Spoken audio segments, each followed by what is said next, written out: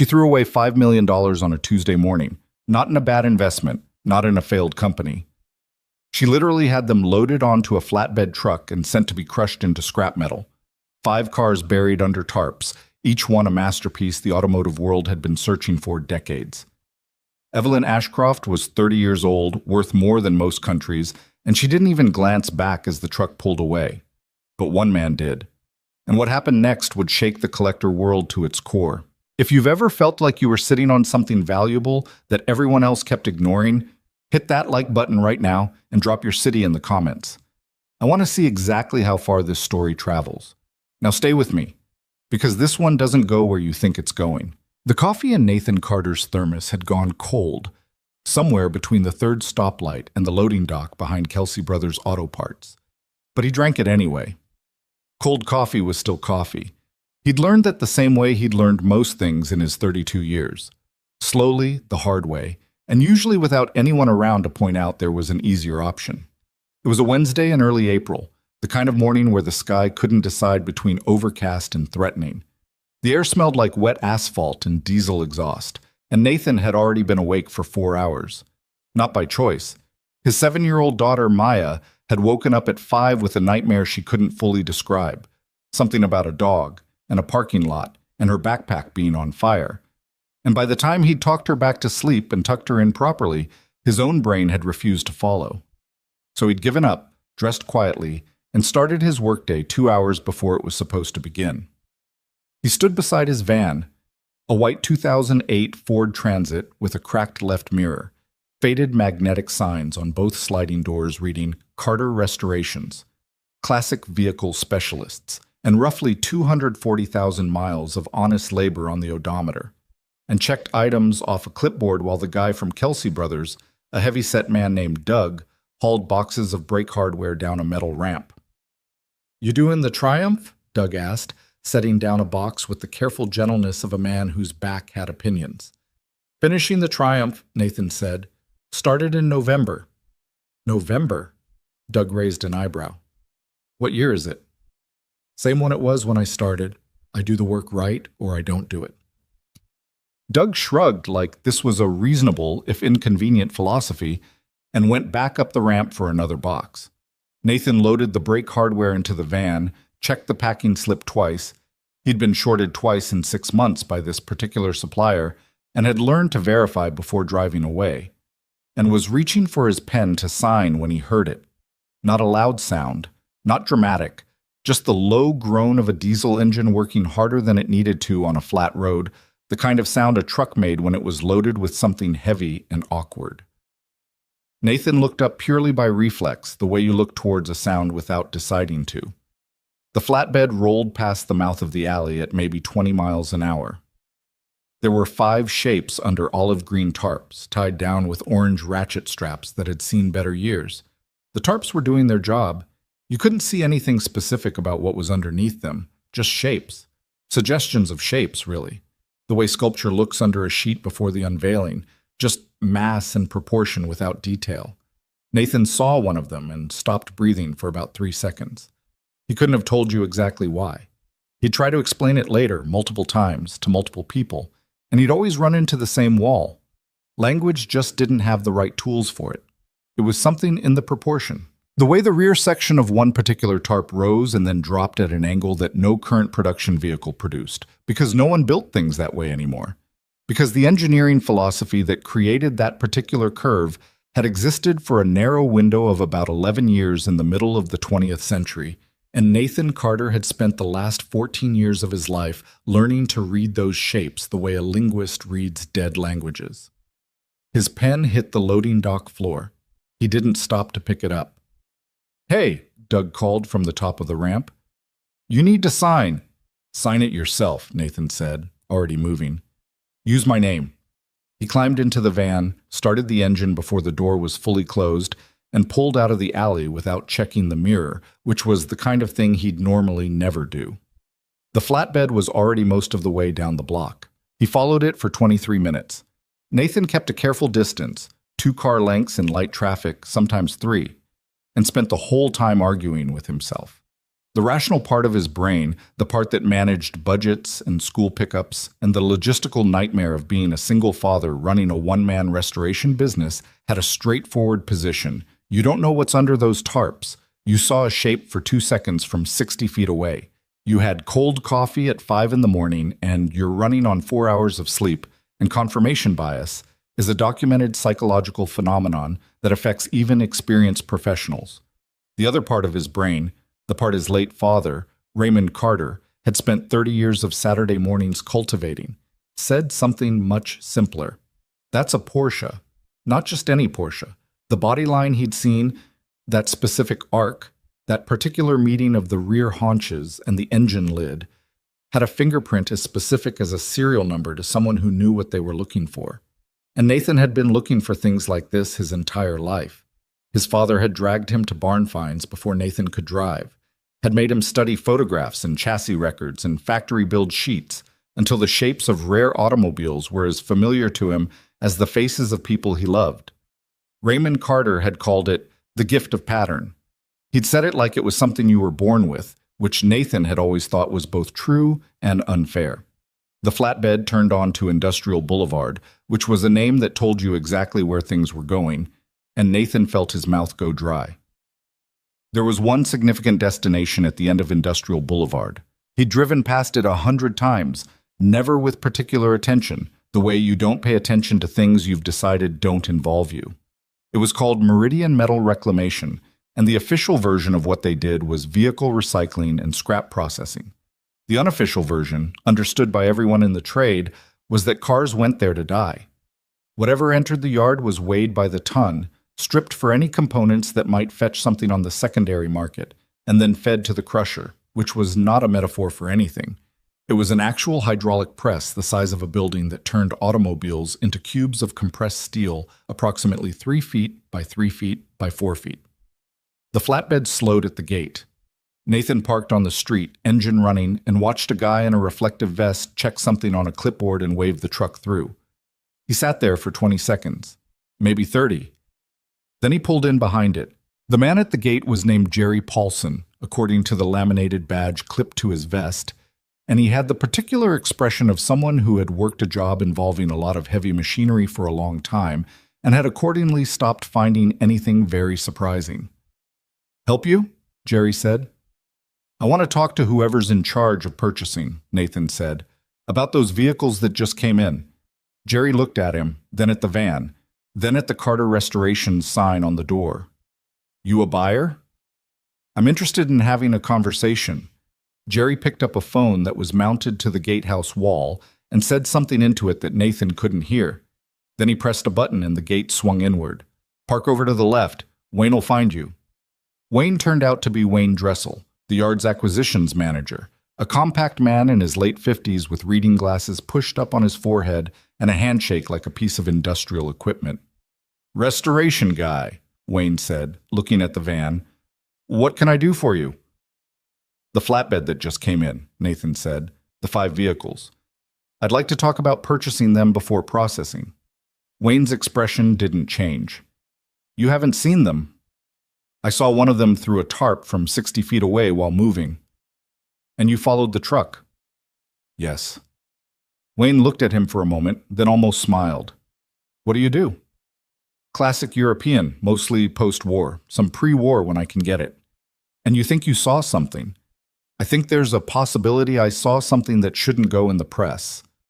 They walked across the yard together, gravel crunching underfoot, past a row of crushed cubes that Nathan tried not to look at directly. The flatbed had pulled up alongside a prefab metal building, and the driver was already unhooking the ratchet straps with practiced efficiency, folding them back over the tarps in a way that said he didn't care particularly what happened next. "Who's the seller?" Nathan asked. "Ashcroft Industries," Wayne said. "One of their satellite properties in Westfield. New management came in, decided to clear space, sent us a list. We made an offer on the lot. Done." "Did anyone look at them before the offer?" Wayne stopped walking. "We go off description and photos. Sometimes we eyeball them in person. These were in a locked-out building on a private property. Their people sent photos. We made a number. They accepted." He paused. "You're suggesting the number was wrong?" I'm not suggesting anything. I'm asking to see what's under the tarps. Wayne looked at him a moment longer, then nodded once and called to the driver. Leave the straps. The driver shrugged and climbed down from the flatbed. Wayne grabbed the corner of the first tarp and pulled. They were in worse condition than Nathan had expected, and he had expected bad. The first one was a 1963 Lancia Flaminia that someone had painted over at some point in the distant past with a spray can and what appeared to be no particular technique, a flat gray-green that had bubbled and cracked over decades until it resembled the surface of something geological. The windows were opaque with grime. One of the rear glass panes had a long crack running from corner to corner that had been at some point taped from the inside with what had since become a brown stripe of petrified adhesive residue. The tires were flat, obviously, all four of them, and the left rear had deteriorated to the point where the sidewall had separated from the rim. The floor under the driver's door showed the orange bloom of rust working its way up from underneath. Nathan crouched beside it, ran his hand along the rocker panel, tapped at 3 specific points. Solid, he said quietly. What? Wayne asked. The structure's solid under the surface.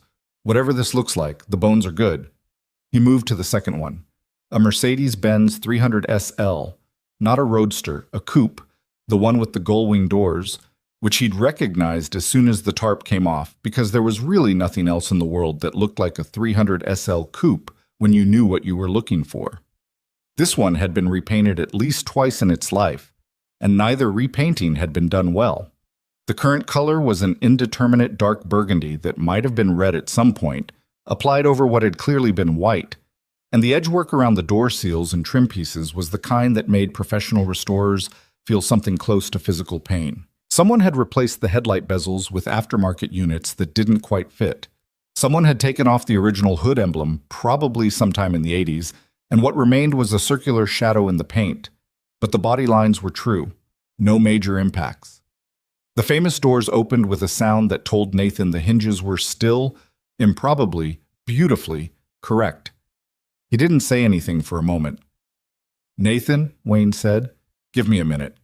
He went to the third vehicle, a Alfa Romeo Giulietta Sprint that had at some point spent what appeared to be several years parked under a tree, judging by the depth of the staining on the roof and hood. The original engine, he could tell it was original from the casting marks on the block, which he read the way a surgeon reads an X-ray, was still in place, which was not a given with these cars. A lot of them had been through engine swaps at some point in the 70s or 80s by people who thought that replacing the original drivetrain with something American and larger was an improvement. The fact that this one still had its factory power plant was, by itself, meaningful. He'd have to check the matching numbers later, but his instinct said they'd match.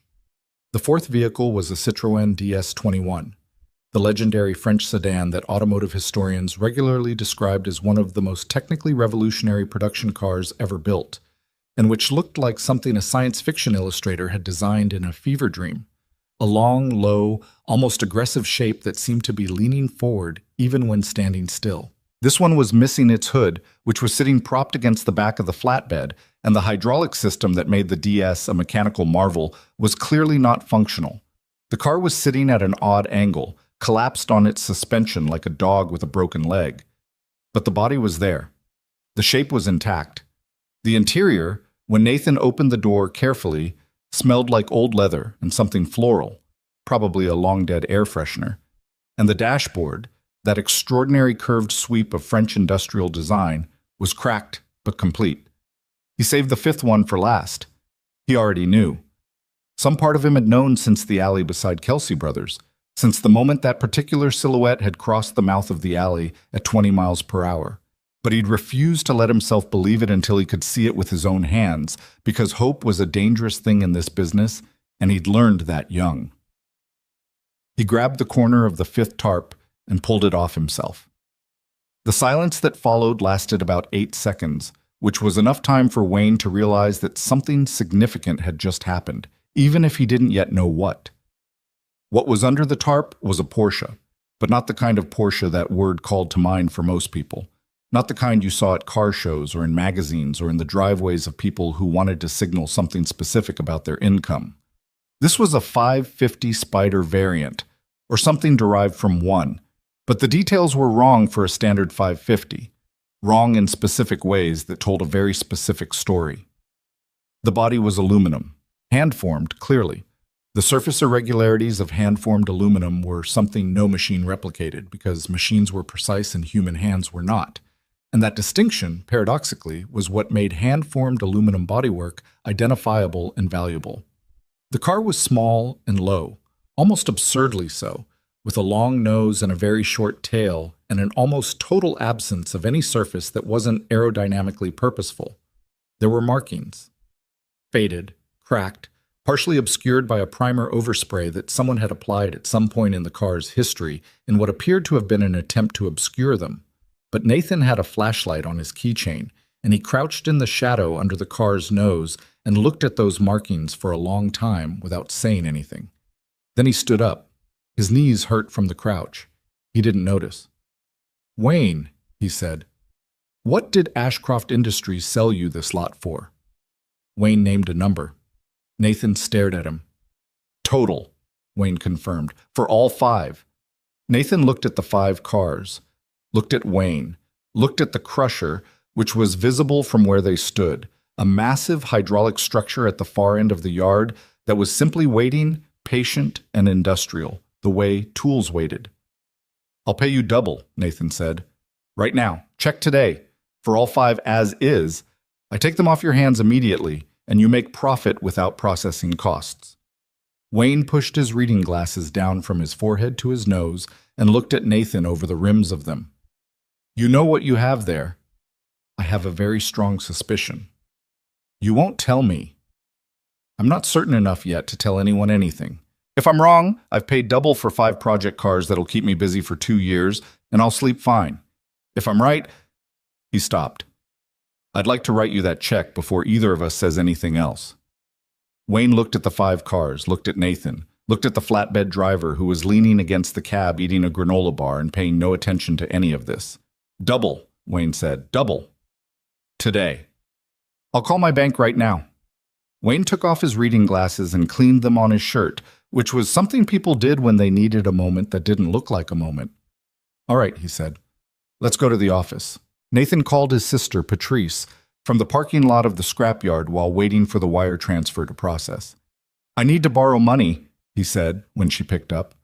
There was a pause. Patrice was 2 years older than him, worked in accounting, and had what Nathan had always privately described as an instinctive suspicion of sudden enthusiasm. "How much money?" she said. Not a question. A preliminary investigation. He told her the number. "Nathan, I know." Nathan, that's more than your truck." "It's more than my truck and my equipment combined, yes." "Tell me why." "I found something." "At a scrapyard." "Yes." "Nathan, you followed a truck to a scrapyard." "I did." "Have I told you about confirmation bias?" "You have, Patrice. I need you to trust me." She was quiet for a moment, and he could hear her thinking, could actually hear it in the quality of the silence, if that made any sense, which it probably didn't to anyone who didn't know Patrice. She was running through the list of times he had been wrong about something, and the list of times he had been right, and he was fairly confident he knew which list was longer.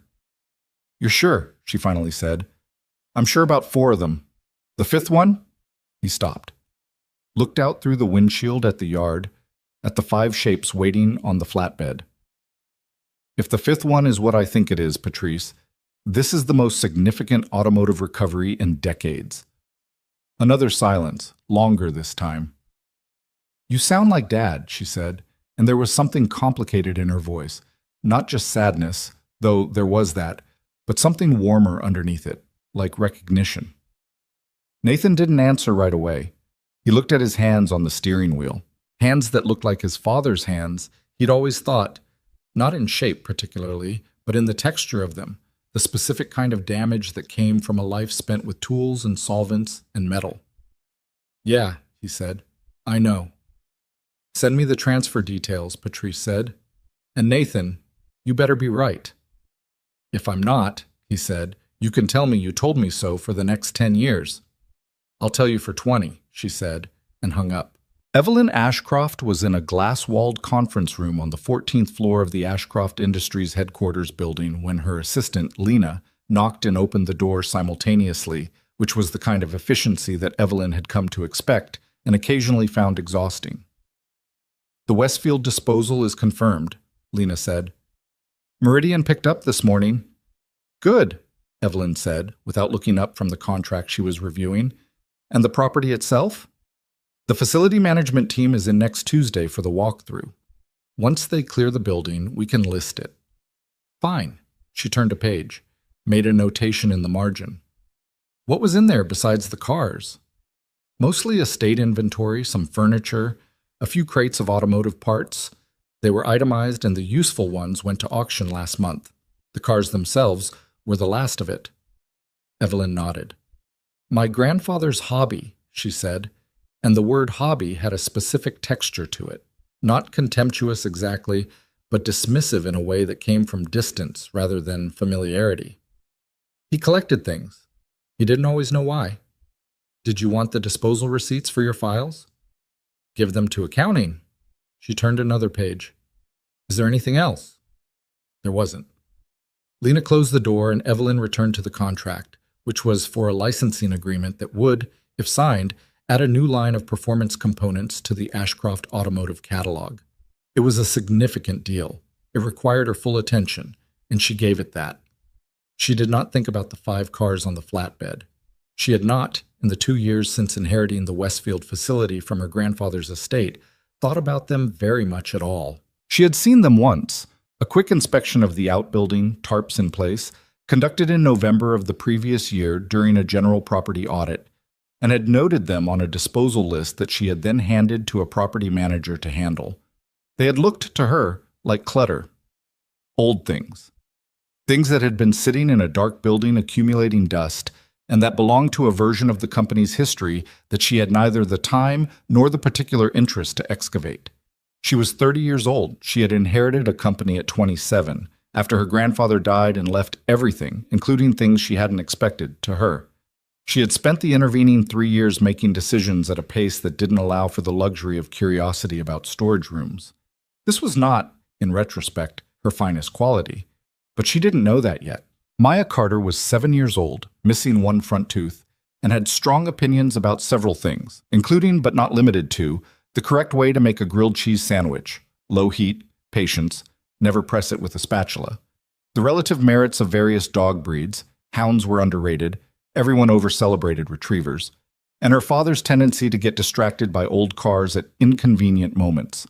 She was eating a bowl of cereal at the kitchen table when Nathan got home that afternoon, and she looked up at him with an expression that was, he sometimes thought, uncomfortably similar to the one his mother used to give him when he came home late. "You're late," Maya said. "I know. You were supposed to pick me up at 3:30. Mrs. Kowalski got you." "Mrs. Kowalski smells like cats."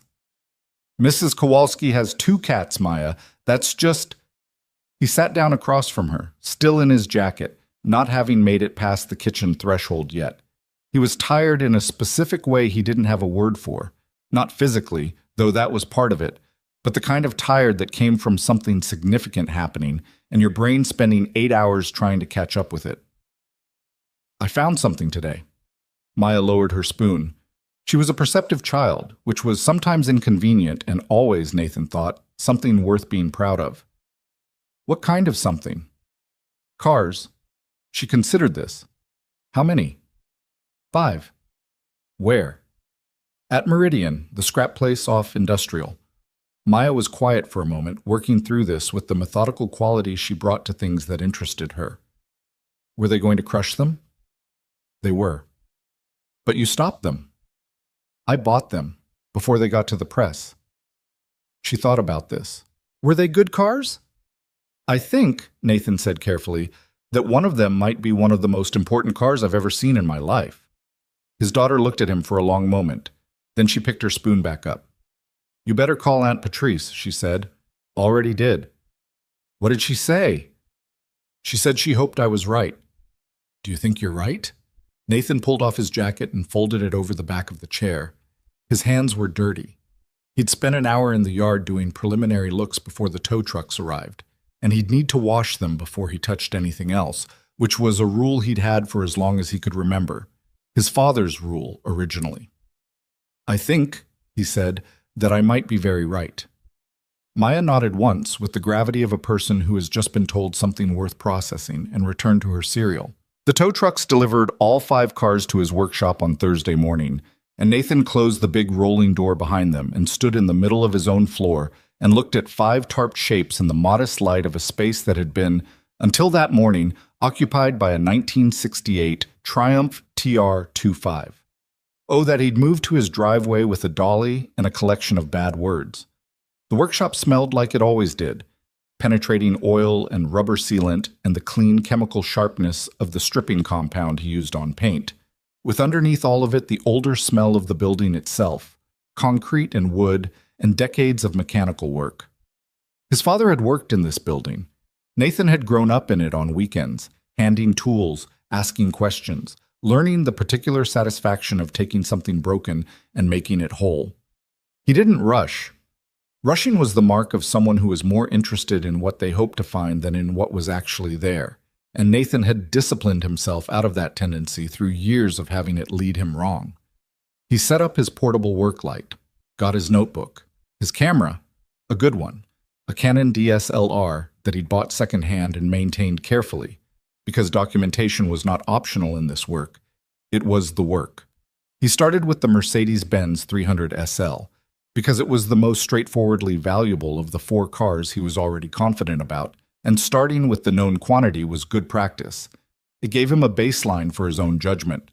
The VIN plate was in place, intact, the stampings clear.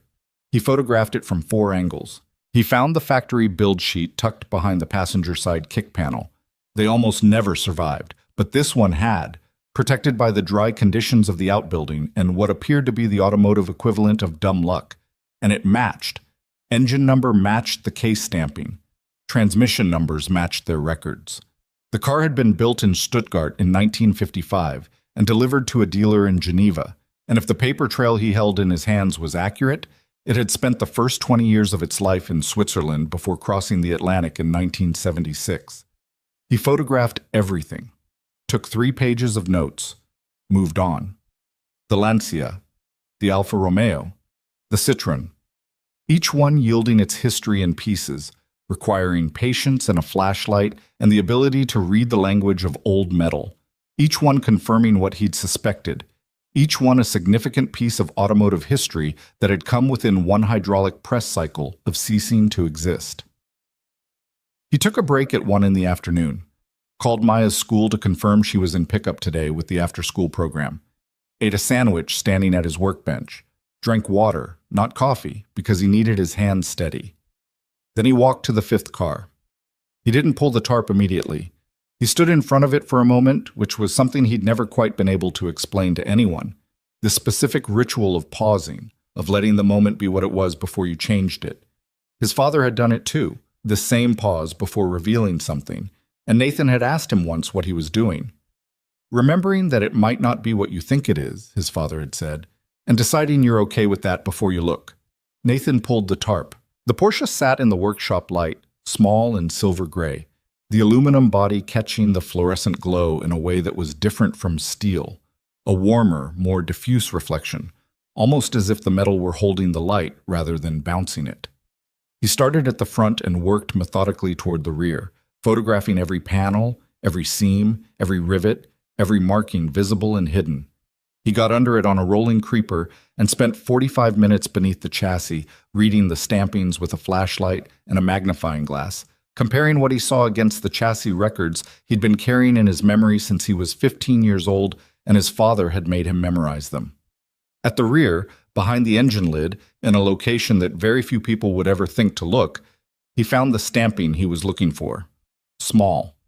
Factory applied. Partially obscured by the primer overspray, but not entirely. He photographed it. Photographed it again from a different angle, with the flashlight held differently. Got up from the creeper and stood in the middle of the workshop and looked at his camera screen for a long time.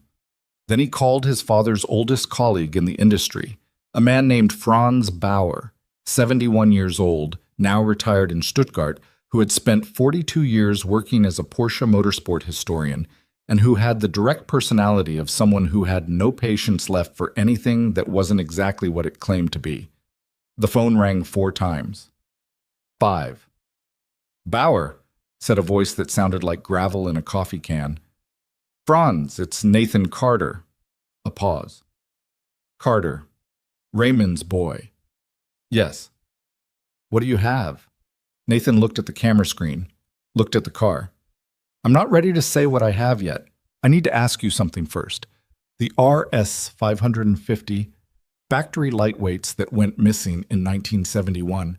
The Sicilian cars," Franz said immediately, and his voice changed. A tightening, a sharpening, the way an old hound's body changes when it catches a scent it remembers. "Right. The 2 that were confirmed lost, the ones that never turned up after the collection sale." "Nathan," the old man's voice was very quiet. "Where are you calling from?" "My workshop, in Portland." "And what are you looking at while you call me?" Nathan looked at the car, silver gray, small and low and built for one purpose, and that purpose was speed. "I'm not sure yet," he said. "That's why I'm calling you." Franz Bauer was quiet for a very long time. "Send me the photographs," he said. "Everything, tonight. Don't let anyone else see them yet." "Agreed." "And Nathan." "Yeah." "If this is what you think it might be." The old man stopped, started again. "Your father would have lost his mind." Nathan sat down on the rolling creeper, right there in the middle of the workshop floor, because his knees had decided they needed a moment. "Yeah," he said. "I know." He looked at the car for a long time after he hung up. The workshop was quiet. Outside he could hear the distant sound of a lawnmower and, somewhere further away, a dog barking at something that probably wasn't worth the energy. 5 cars. 1 week ago, they had been scheduled for the crusher. 1 week ago, Evelyn Ashcroft had approved a disposal list without looking at what was on it, because she was busy and it seemed like a simple decision. It had not been a simple decision. Nathan got up off the creeper, knees protesting, and went to get his camera so he could start uploading photographs to send to Stuttgart. He had a lot of work to do. Franz Bauer's email arrived at 2:47 in the morning, Portland time, which meant the old man had stayed up past midnight in Stuttgart to write it, and that alone told Nathan something. He'd been asleep for maybe 3 hours. The deep, dreamless kind that came from genuine exhaustion rather than peace, when his phone lit up on the nightstand. He'd set a specific alert for Franz's email address before going to bed, which was something he'd done without quite admitting to himself why. And now he lay there in the dark for a moment, staring at the ceiling before reaching for the phone. The subject line was 3 words: "Call me now." Nathan sat up, checked the time, looked at the wall of his bedroom, which was also the wall of the hallway that led to Maya's room, as if proximity to his daughter could somehow anchor him before he did whatever came next. Then he got up, put on the sweatpants that were crumpled on the chair by the closet, and went downstairs to the kitchen so the call wouldn't wake her. Franz picked up on the first ring. "The chassis number is real," the old man said, without preamble or greeting. "I've been on the telephone with 3 people in the last 2 hours. One of them is the foremost private authority on factory Porsche competition cars in the world, and one of them used to work in the Porsche archive in Zuffenhausen, and all 3 of them said the same thing when I read them the number." Nathan was standing at the kitchen sink. He turned on the cold water and cupped some in his hand and put it on the back of his neck, which was something he did when he needed to think clearly and didn't have the patience to wait for his brain to catch up naturally. "What did they say?" he asked, though part of him already understood the answer, had understood it since he'd crouched on the rolling creeper with a flashlight and seen that stamping in the aluminum. "They said it's the Vasari car," Franz said. The name sat in the air between them, crossing 7 time zones and an ocean to do it. Nathan had known the Vasari car the way he knew certain things his father had told him, not as an abstraction or a legend, but as a specific, documented, physical object that had existed in the world, and then, for reasons that automotive historians had been arguing about for 50 years, stopped existing in any verifiable way. It had been a factory development car, built in 1957 as a one-off experimental variant of the 550 program, with modifications that the factory had made specifically for a Sicilian collector named Enzo Vasari, who had commissioned something unique and paid accordingly.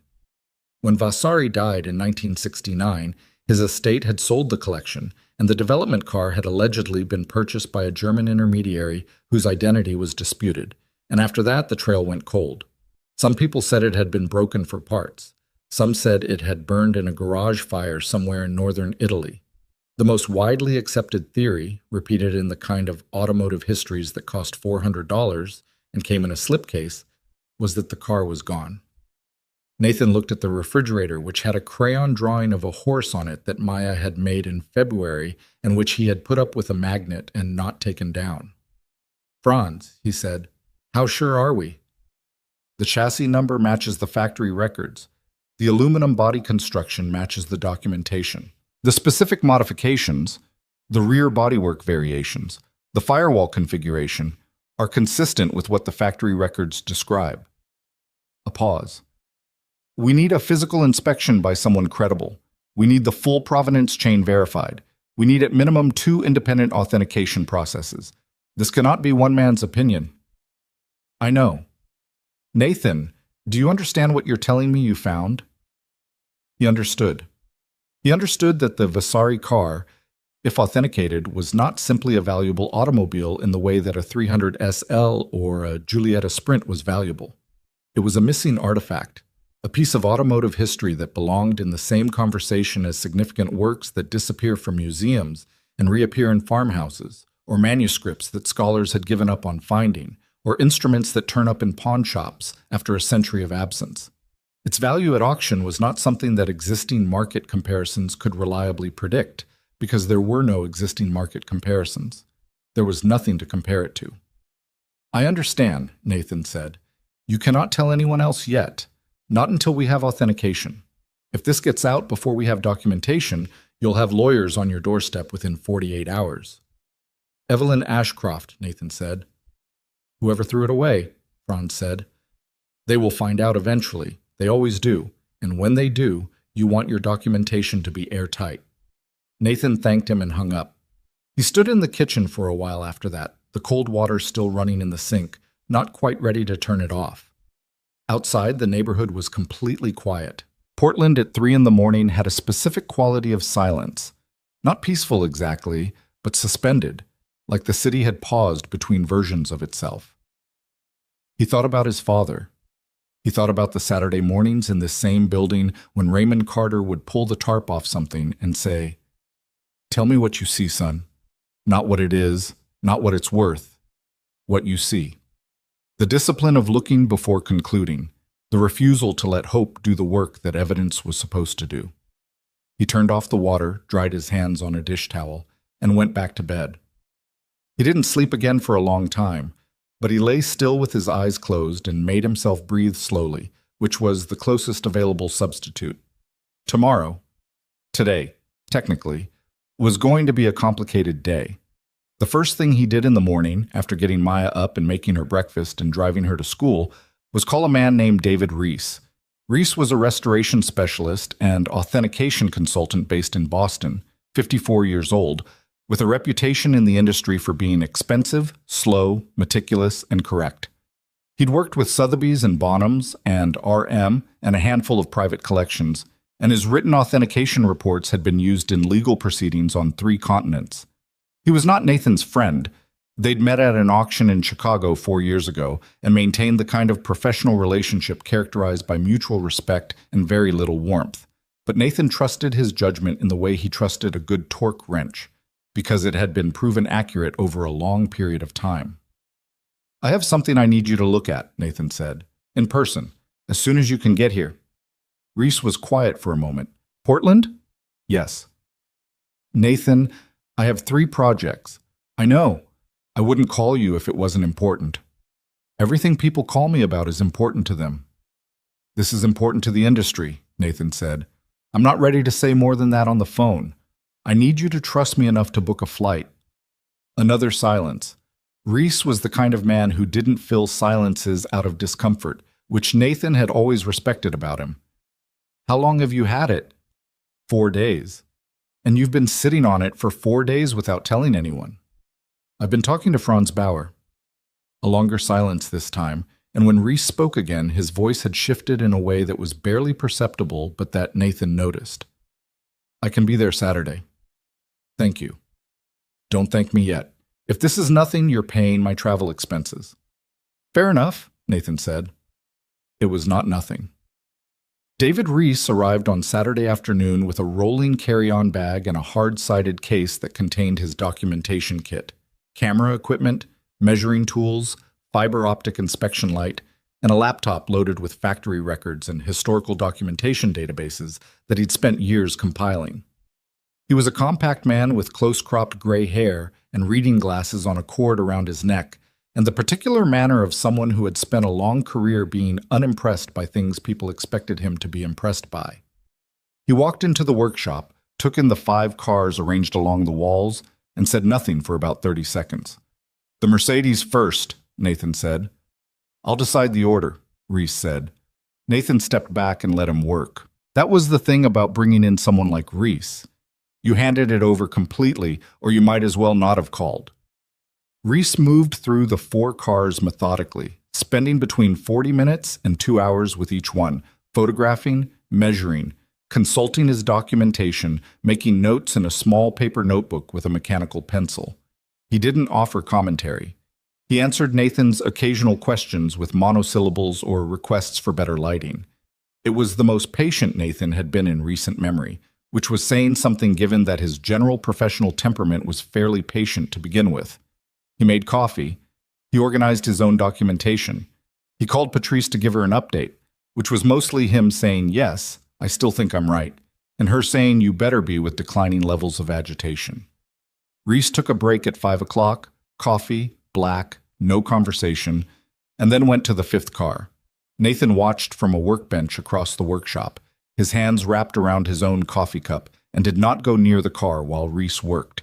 He watched Reese run the same initial circuit he'd run himself, the same panel examination, the same chassis inspection with the rolling creeper, though Reese spent longer under the car than Nathan had, and came back up with a different expression. Not excited, but contained, the way a person looked when they were working hard to stay neutral about something they were not neutral about.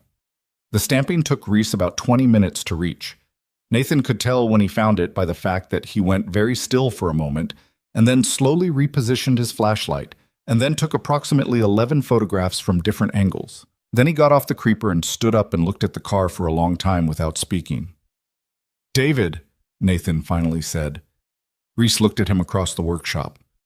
Where did you get this? Nathan told him the whole story, the truck in the alley, the scrapyard, Wayne Dressel, the number he'd paid. Reese listened without interrupting, which was unusual for him. When Nathan finished, Reese was quiet for a moment. Then he said, You know what this is? I think I know what this is. The chassis number is consistent with the Vasari factory development car. The body construction matches documented specifications. The modifications to the rear section are specific to the factory records and are not something that could be replicated by someone who didn't have access to those records. He paused. I'm not in a position to give you a written authentication today. That requires additional provenance research, comparison with archived factory materials, and a consultation with at least one other qualified specialist. But Nathan, he stopped, looked at the car again. I've been doing this for 26 years. I've seen a lot of things that turned out not to be what people thought they were. He picked up his coffee cup. This is not that. Nathan let out a breath he wasn't aware he'd been holding. How long for the written authentication? 6 weeks minimum, possibly 10. It's not a process you rush. Agreed. And the others? Reese gestured at the 4 cars along the walls. Significant. The 300 SL is numbers matching with the original build sheet. The Lancia is cleaner than it looks. The body's solid, and I think the engine's original. The Alpha's got its factory drivetrain. The Citroen's in the worst condition, but it's a DS21 with full documentation. 4 significant cars and one that's potentially historic. Reese set down his coffee. The Ashcroft family is going to find out. Eventually. When they do, they're going to have lawyers arguing the sale was invalid. The sale was a legitimate transaction with a licensed scrap dealer, Nathan said. I have the paperwork. Meridian has the paperwork. The cars were voluntarily surrendered for destruction. That won't stop the lawyers. I know. Nathan looked at the Porsche. That's why I want the authentication locked down before anything becomes public. Reese nodded slowly. I'll start the process Monday morning. I'll need copies of everything you have. He looked around the workshop. The modest space, the good equipment, the organized chaos of a working restoration shop. You're going to restore them? All 5. That's the plan. That's a significant undertaking for one person. I know. You might consider bringing in additional help. I might, Nathan said, in a tone that meant he wasn't going to, and Reese, who had enough professional experience to recognize that particular tone, didn't push it. He left Sunday morning, carry-on and hard case, and the contained excitement he'd been working to suppress since Saturday evening. At the door of the workshop, he turned back and said, Don't let anyone in here who doesn't need to be here. Obviously, Nathan said. And Nathan. The older man looked at him with something that, from David Reese, passed for warmth. Your father would have... Yeah, Nathan said. I know. It was the second time in a week someone had said that to him, and it didn't get easier the second time. The days that followed had a specific quality that Nathan struggled to describe to anyone who asked, which was mostly Patrice and occasionally his friend Marcus Webb, who ran a machine shop 3 blocks from the workshop and who knew enough about the automotive world to follow the broad outlines without understanding the specific significance.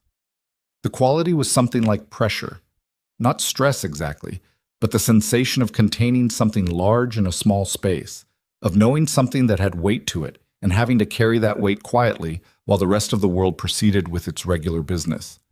He went to school pickups. He made dinner. He helped Maya with a project on weather systems that involved cutting clouds out of blue construction paper, which he did sitting at the kitchen table with a pair of children's scissors that barely fit his fingers while she supervised his technique with the focused authority of a 7-year-old who knew what she wanted. You're being weird, she told him on the 3rd evening. I'm cutting clouds. You're thinking about the cars. He looked up at her. She was gluing a cotton ball cumulus cloud to her poster board with the careful concentration of a surgeon. A little, he admitted. The important one? He told her in general terms what he thought he'd found. He'd explained it the way his father had explained things to him. Not dumbed down, not wrapped in unnecessary mystery, but straight. She was 7, not stupid, and she deserved straight. Still waiting to know for sure, he said. But you think so? I think so. She pressed her cotton cloud down firmly and smoothed the edges. Grandpa would be excited, she said. He would.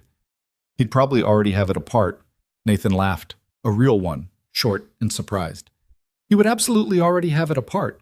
Probably would have had it half stripped the same night. Is that bad? It's not how I work, Nathan said.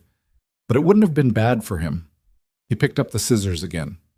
Your grandpa had a different relationship with patience than I do. What does that mean? It means he was worse at it. Maya considered this. Are you good at patience? Getting better, Nathan said. It takes practice. She nodded, accepting this as a reasonable answer, and returned to her cloud.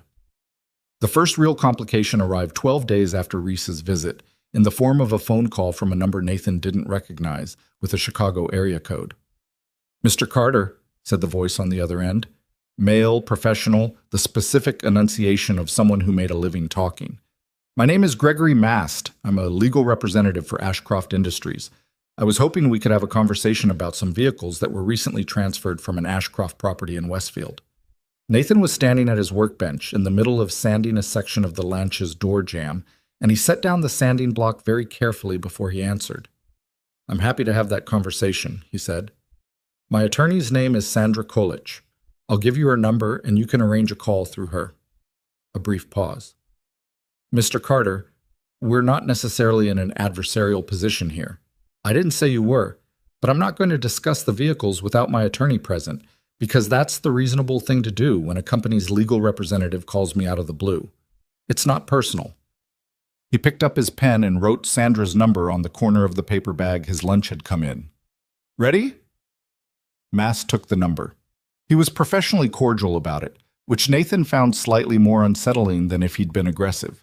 Cordial meant they'd thought about this in advance. Cordial meant someone with authority had decided that aggression wasn't the right opening move. He called Sandra before Mast had probably gotten off the elevator. Sandra Kolich had represented Nathan in 2 previous disputes. One, a contractual disagreement with a client over restoration scope. One, a minor insurance issue involving the transit. And she had the particular manner of someone who took small cases seriously and large ones with measured calm. She listened to the situation and asked 5 specific questions, and then said, "Send me everything. The original transaction documents, the scrapyard paperwork, the wire transfer records, everything, today if possible." "Already scanning," Nathan said. "Good. Don't talk to anyone from Ashcroft Industries without me. Don't let anyone into the workshop who doesn't have a reason to be there. And Nathan," she paused, "the authentication process you mentioned. How soon?" Reese said 6 to 10 weeks. We're at about 2. Speed it up if you can, not by cutting corners, by providing whatever Reese needs to move faster. Authenticated provenance is your protection here. I know. One more thing. How did they find out? Nathan had been thinking about that since the call. The scrapyard sale had been simple and private. Reese had said nothing. He'd stake his professional life on Reese's discretion. Franz Bauer had talked to 3 people, but all 3 were European historians with no connections to Ashcroft Industries that Nathan was aware of. "I don't know," he said. "Find out if you can," Sandra said. "It'll tell us something about how much they know." He found out 3 days later, indirectly, when Marcus Webb called him from the machine shop and said, "Hey, you know the Meridian yard?" "Yeah. I just heard through Terry Blount, you know Terry, he does the tow work out of Meridian, that someone from a legal firm in Chicago was asking Wayne Dressel questions about a sale he made about 2 weeks ago." Nathan closed his eyes briefly. "Wayne talked to them?" "Terry said Wayne referred them to his own lawyer, which I guess is the right call, but the point is they found the trail." A pause. "You okay?" "Fine," Nathan said. "Thanks for the heads up." He called Sandra immediately and told her.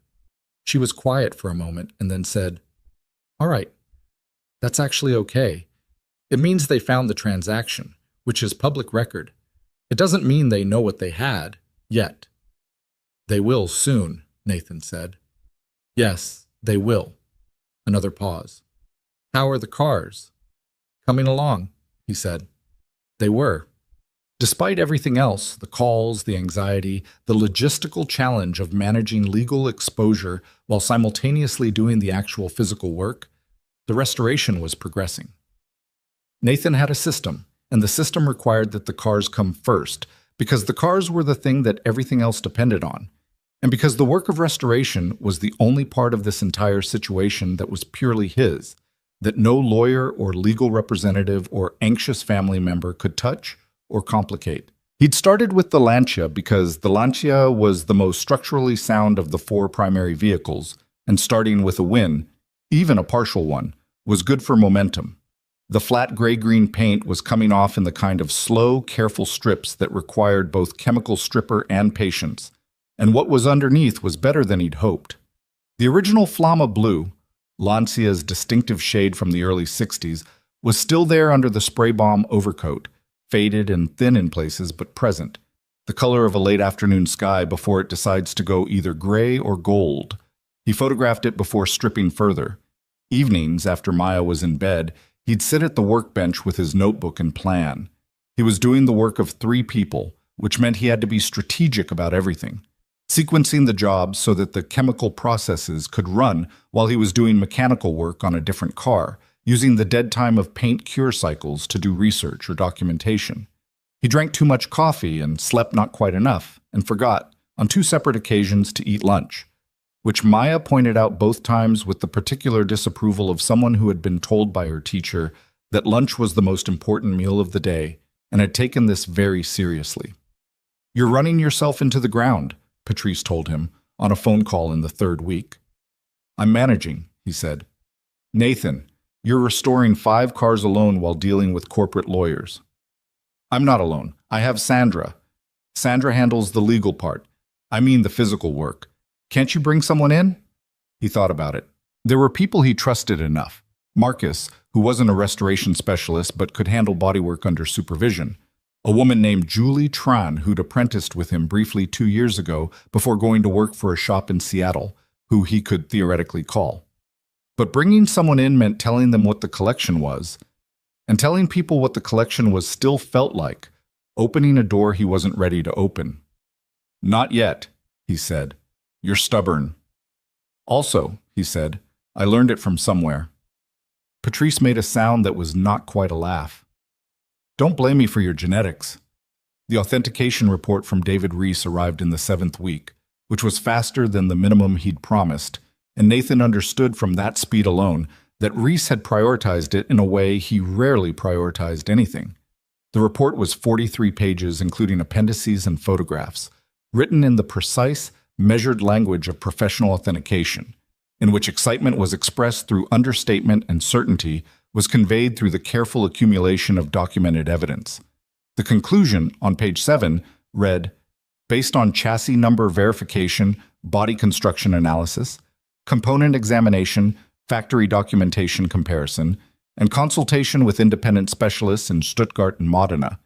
It is the opinion of this examiner that the vehicle presents compelling and consistent evidence of being the factory development car known as the Vasari Spider, a one-off competition variant constructed in 1957 and lost to documented provenance since 1969.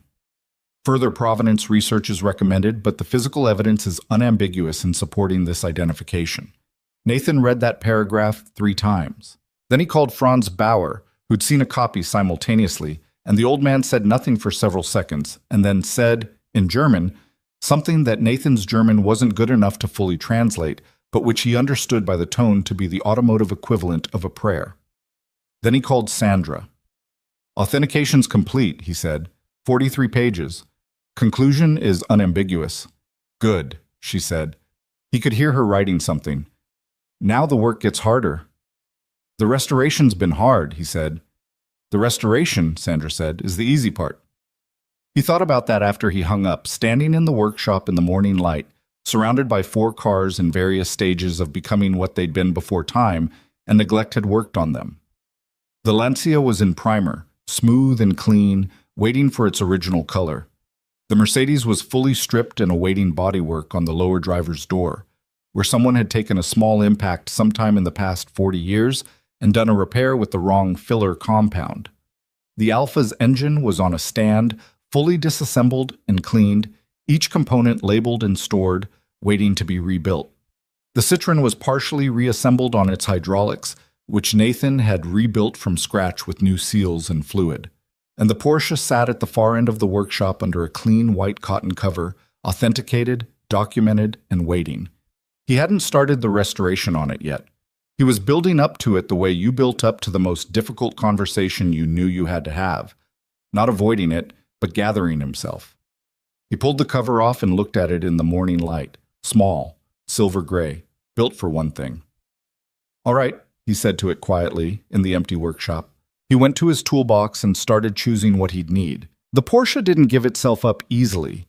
Nathan had known it wouldn't. Cars like this, cars that had survived decades of obscurity, that had outlasted the people who built them and the people who'd owned them and the institutional memory of everyone who'd known what they were.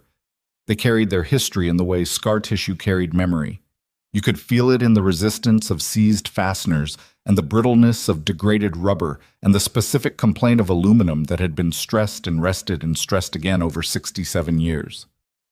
The car had its own language of damage, and learning that language was the first month's work. He started with documentation. Every panel photographed before anything was touched, every fastener cataloged by location and condition. He bought a new notebook, the same brand his father had used, a black hardcover Mead that cost $4 at the office supply store 2 blocks from Maya's school, and began filling it the same way his father had filled notebooks, not with impressions or theories, but with facts, measurements, observations stated plainly without editorializing. Left front fender, surface oxidation consistent with long-term storage, no structural deformation. Original paint witness marks visible under wheel arch, color consistent with factory silver gray metallic, that kind of thing. The habit of it was its own discipline, the written record forcing clarity that photographs alone didn't require. The engine was his first real obstacle. The flat four that sat in the rear of the Porsche was, by all external indications, original. The casting numbers matched, the external components were period correct, and the condition suggested it had not been run in a very long time, which given the car's history was expected. What was not expected was the degree to which the internal components had suffered. When Nathan pulled the heads on the third week, he found scoring on two-cylinder walls that was severe enough to require either professional sleeving or replacement with period-correct components, which were not the kind of thing you found on a shelf at the local parts supplier. They were the kind of thing you found through a network of specialists and collectors and patient correspondents, and they cost accordingly. He called Marcus Webb. "I need machine work," he said, "precision stuff. Cylinder sleeving on a flat 4 1950s vintage. The tolerances on this thing are... it's not like working on American iron." Marcus came over that evening after closing the shop and crouched over the engine on its stand for a while, occasionally asking Nathan questions and occasionally just looking. Marcus was big in the way that former linemen were big. Not fat, but occupying space with authority. And he had hands that looked like they'd been assembled for industrial work rather than grown, which made it slightly startling how delicately he handled the components when he examined them. "This is doable," Marcus said finally. "It's not easy, but it's doable. I'll need specs. I'll get you specs. And time. Don't rush me on this." "I'm not rushing anyone on anything," Nathan said, which was true in the sense that all of this was going at the pace the work required, and not a moment faster, and not true in the sense that the legal pressure from Ashcroft Industries was not accelerating, which it was, because Sandra had called that morning to tell him that Gregory Mast had sent a formal letter requesting an independent inspection of the vehicles, which Sandra had declined on the grounds that the vehicles were a legitimate private purchase and no right of inspection existed, which Mast had received without visible reaction, which was the most unsettling possible response. "How's the legal thing going?" Marcus asked, still examining the engine. "Sandra says we're okay for now." But it's a 30-year-old billionaire with a Chicago law firm. The "for now" part has an expiration date I can't see yet. Marcus nodded slowly. "You know what I'd do if I were them?" "No." "I'd wait until the cars were done and worth the most money they're ever going to be worth, and then I'd make a move." Nathan looked at him. "That's a genuinely unpleasant thing to say." "I'm not saying it's what they're doing. I'm saying it's what I'd do." He stood up from the engine stand. "Get me the specs. I'll get started next week." The legal situation had a texture to it that Nathan found exhausting in a way that the physical work didn't. Not because the work wasn't hard, because it was, but because the work had a logic he understood, and the legal situation had a logic that was fundamentally about power rather than evidence. And those were different things. Sandra was good at navigating that terrain, and he trusted her to do it, but trust didn't make the calls less unpleasant or the certified letters less ominous in a pile of regular mail. The second letter from Mast's office arrived in the 9th week and contained language about the potential unauthorized disposition of culturally significant automotive assets, which Sandra called him about within an hour of it presumably arriving at her office too. "What does that mean?" Nathan asked. "It means they found out about the authentication report." Nathan sat down on the stool at his workbench. "How?" "Authentication processes involve multiple people. Specialists in Stuttgart, someone in Modena. These aren't secret societies. Someone talked to someone who knew someone." A pause. "It doesn't change your legal position, but it tells us they're better informed now than they were. They know what they sold. They know what they may have sold, yes. And the language about culturally significant assets is a setup for a different kind of claim. Not breach of contract, but something closer to arguing the sale itself was invalid because the seller lacked full information. It's a stretch, but it's a stretch a good lawyer can make look reasonable." "Can they win that argument?" "Probably not," Sandra said, "but they can make it expensive enough that the question of whether they can win becomes less important than the question of whether you can afford to keep fighting." She said it without apology, because it was the truth, and she was the kind of lawyer who thought the truth was more useful than comfort. Nathan, what's the realistic timeline on the restoration? 3 more months, maybe 3.5. What? And the auction? He'd been talking to Meridian's auction contact. Not Meridian the scrapyard, but Meridian Classic International, a Munich-based auction house that was one of the 3 or 4 most prestigious in the world for European collector cars. He'd approached them through Franz Bauer, who had a relationship with their specialist director, and the conversation had been in the very early stages of whether the collection would be accepted into their annual summer sale, which was the most significant event in the European collector calendar. Still in discussion, he said. Speed that up if you can. Getting the collection accepted into a recognized auction is the cleanest resolution. It establishes market value, it's a public process with documentation, and it significantly limits Ashcroft's ability to argue the cars were improperly disposed of. Once the gavel comes down, the transaction is final in every meaningful sense. I know.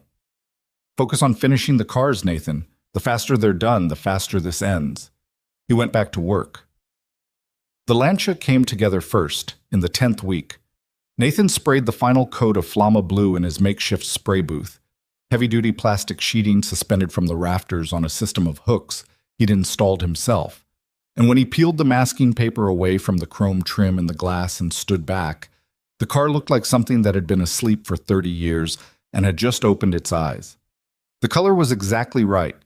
He'd mixed it himself from a period-correct formula he'd sourced through an Italian specialist who charged what felt like a significant fraction of his remaining budget and was worth every cent. Under the workshop lights, the blue had a depth to it that paint applied by spray gun didn't usually have. You had to be patient with it, multiple thin coats with proper flash time between them, resisting the temptation to lay it on heavy and call it done. He took a photograph, put it in the documentation file, allowed himself 30 seconds of satisfaction, and then started on the next problem. The Mercedes 300 SL was the most technically complex of the 4 primary vehicles, because the 300 SL was a technically complex automobile by any standard. Its space-frame chassis and unique door configuration required specific knowledge and tooling that Nathan had spent years accumulating, partly because he'd always believed he'd eventually work on one, and partly because his father had worked on 2 during his career and had documented everything. Raymond Carter's notebooks, 12 of them in total, and stored in a plastic bin on the shelf above Nathan's workbench, contained detailed notes on both 300 SL restorations, including the specific challenges of the injection system and the suspension geometry and the gullwing door adjustment process. Nathan consulted those notebooks the way some people consulted manuals, which in a sense was exactly what they were. Working from his father's notes felt strange, and also not strange at all, like receiving instructions from someone who knew you well enough to anticipate what you'd struggle with. His father had written, "Pay attention to the left door hinge lower pin." It's always the problem in a note that appeared to have been added after the fact, in different ink, as if Raymond Carter had fixed the problem first, and then remembered to warn the next person. Nathan found the lower pin in exactly the condition the note predicted, spent 45 minutes addressing it, and thought about how his father had essentially reached forward through time to save him that particular frustration. He told Maya about it at dinner that night. She listened with her chin in her hand the way she did when something interested her, but she was also tired. "He fixed it so you wouldn't have to figure it out again," she said. "More or less." "That's what notes are for," she said, with the authority of someone who took notes in class and had opinions about their utility. "When they're good notes, yeah." "Are Grandpa's notes good?" "Grandpa's notes," Nathan said, "are very good." She considered this for a moment, then, "I should start keeping better notes." "On what?" "Everything," she said, as if this were obvious, and went back to her dinner. He laughed, and it was a real laugh, and he realized he hadn't laughed like that in a few weeks. The work had a way of narrowing your field of vision until the things outside the workshop stopped registering properly. And that narrowing was both what made it possible to do what he was doing and also, eventually, a problem. You forgot to look up. You forgot there was a world past the rolling door. Patrice came by on a Sunday in the 12th week without calling first, which was her way of checking on things she suspected wouldn't look the same if she announced herself in advance. She walked in on Nathan lying under the Citroen on a creeper, one arm up into the hydraulic system, talking to the car in a low voice that she described later as concerning. Who are you talking to? She said. I'm explaining to it what I'm trying to do, he said from under the car. It helps. You're explaining hydraulics to a French automobile. The hydraulics are French, yes. It helps to explain things in a sympathetic tone. Patrice stood for a moment, looking at the workshop.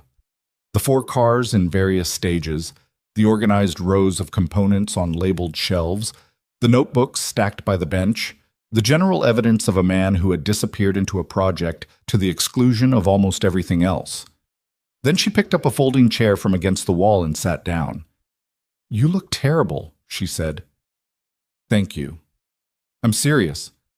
When did you last sleep a full night? Define full. Nathan. He came out from under the citron, sat up on the creeper, and looked at his sister. She looked back at him with an expression that combined affection and genuine concern in a ratio that had shifted over the past few weeks toward the latter. He knew she was right. He could feel it in the specific heaviness of his arms, the way small decisions took slightly longer than they should, the tendency to read the same line of a parts catalog 3 times before it registered. He was running on the residue of adrenaline and stubbornness, which were both renewable but not unlimited. 3 more months, he said, maybe less. And until then?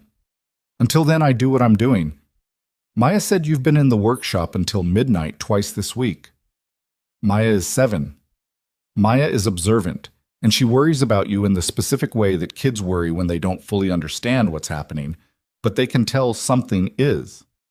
That landed. He looked at the citron. I'll talk to her. Talk to her tonight. Not after you finish the hydraulics. After I finish the hydraulics, he said. They're almost done, and if I stop now, I have to drain the system and start over. Patrice looked at him for a long moment. Then she picked up a folding chair, moved it to the citron's front end, and sat down. Then finish the hydraulics. I'll wait. He went back under the car. It was quiet in the workshop for a while. Just the sound of tools and the occasional creak of the building, and from outside the distant sound of a neighborhood Sunday, lawnmowers and someone's music and a dog.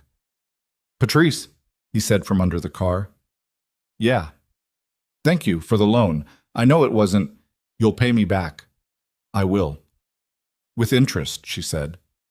You didn't say interest. I'm saying it now. He could hear the smile in it, and he was glad he was under the car so she couldn't see his face, which was doing something complicated. Fine, he said. Interest.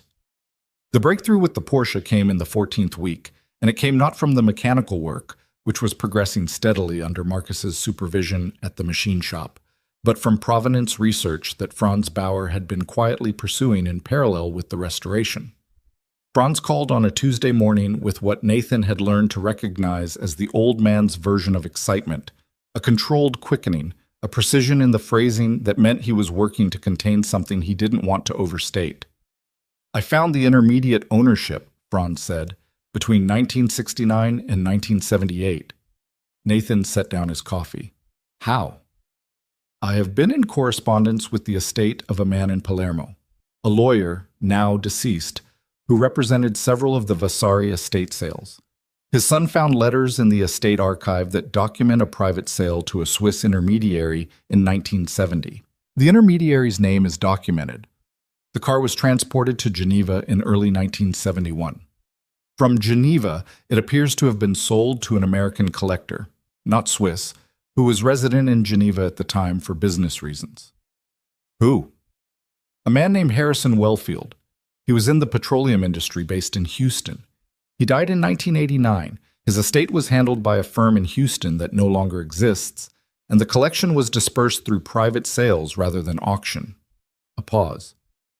I believe the car came to the Ashcroft family through Harrison Wellfield, through a transaction that was not publicly documented. Evelyn Ashcroft's grandfather, Nathan said. The collector. Yes. If Wellfield and the Ashcroft patriarch were connected through the petroleum industry, which, given the timeline, is plausible, a private sale between them would explain how the car disappeared from European documentation and reappeared in a locked-out building in Westfield, Oregon. Nathan sat with this for a moment. The car had a life. It had crossed the ocean twice, lived in Switzerland, spent years in Texas or Oregon, ended up forgotten in a storage building on a commercial property. 67 years of existence, most of it invisible. This is good news for authentication, Franz continued, and less good news for your legal situation, because it gives the Ashcroft family a documented chain of legitimate ownership that their lawyers will use to argue the car was a genuine asset rather than abandoned property. Sandra already knows about the legal angle, Nathan said. Send me everything. I'll forward it to her. Nathan. The old man's voice shifted slightly.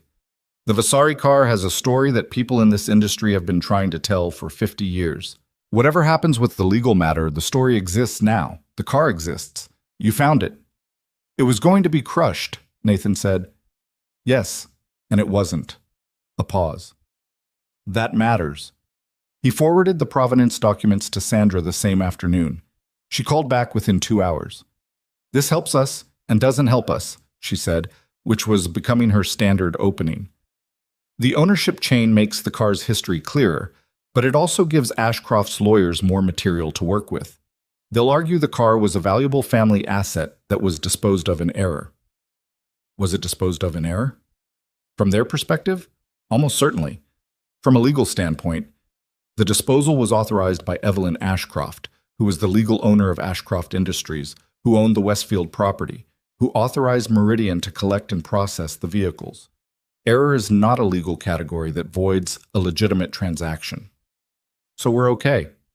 We're okay for now. But Nathan, I want to move up the timeline on the auction if possible. Get me a date. He called the contact at Meridian Classic International, a woman named Hilda Brenner, the specialist director Franz had introduced him to, who had the calm precision of someone who had worked with objects worth millions of dollars for so long that the numbers had ceased to produce any particular emotional response in her. He'd been in correspondence with her for 6 weeks, gradually providing documentation as the authentication process progressed. The collection is accepted, Hilda told him, in the flat declarative way she stated most things. Pending final photographs of completed restorations.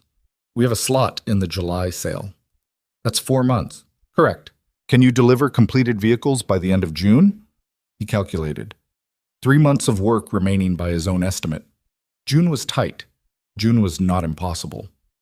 Yes, he said. I'll send you the consignment agreement this week. He looked up from his phone at the workshop. The 4 cars, the Porsche, with its engine currently absent and sitting on Marcus's machine shop floor, the notebooks and the tools and the overhead lights that he'd replaced with better ones in the second week because the original fluorescence had been uneven and color-matching paint under uneven light was how you made expensive mistakes. 4 months. He went back to work. The news that the collection would be offered at Meridian Classic International's July sale became public 6 weeks later, in the form of a press release that the auction house issued as standard practice for significant consignments. Nathan had known it was coming and had told Sandra and Patrice in advance, but knowing something is coming doesn't fully prepare you for the morning. You wake up and it's in the world. The press release was careful. Auction houses were always careful because their credibility depended on precision. But the description of the Vasari spider, even in the restrained language of professional auction documentation, was enough. A one-off factory development variant, authenticated by independent specialists and newly recovered after decades of absence from documented provenance. The automotive press picked it up within 48 hours. By the end of the week, 3 major publications had run articles. One of them ran a photograph of the car as it had arrived at Nathan's workshop, gray and oxidized, sitting inert on the flatbed, alongside a factory photograph of the original 550 program from 1957. And the juxtaposition was the kind of thing that spread quickly among people who cared about such things. Nathan did not read the articles. He had a policy about this, which was that reading things people said about your work while the work wasn't finished was the fastest way to start doing the work for the wrong reasons. He knew the articles existed. He did not open them. What he did read was the letter from Gregory Mast that arrived on the Thursday of that same week, which was longer than the previous letters, and contained specific legal language about the right to seek injunctive relief and the intention to pursue all available remedies. Sandra called him before he'd finished reading it. I saw it, she said. Don't panic. I'm not panicking. You sound like you're about to. I'm reading carefully. Read less carefully and call me when you're done. There are things in there I need to walk you through. A pause. And Nathan, the press coverage changes the dynamic. They were slow walking this because they weren't sure what they had. Now they know exactly what they had. And the whole industry knows, and the whole industry is going to be watching the July sale. Her voice was measured, deliberate. This is actually a protection. Public transactions are harder to unwind than private ones. So the auction is a shield. The auction, Sandra said, is the finish line. Get across it. He worked through March with a focus that surprised even him, which was saying something given that focus was generally not his problem. The Citroen's hydraulics were complete, and when Nathan lowered the car onto its suspension properly for the first time and watched it settle and rise in the specific way that made the DS one of the most remarkable driving experiences in automotive history, he stood back and allowed himself a moment of genuine feeling about it. Not pride exactly, but something adjacent to it. The satisfaction of having done a thing correctly that was genuinely difficult to do correctly. The car looked right. It sat right. The suspension's characteristic rising movement, that slow pneumatic lift that had been astonishing to automotive journalists in 1955 when the car was first shown, still worked as its designers had intended. He photographed it extensively and sent the photographs to Hilda Brenner, who responded within an hour. Excellent. The other three? The Mercedes came together in April. The bodywork on the driver's door had been the last significant challenge.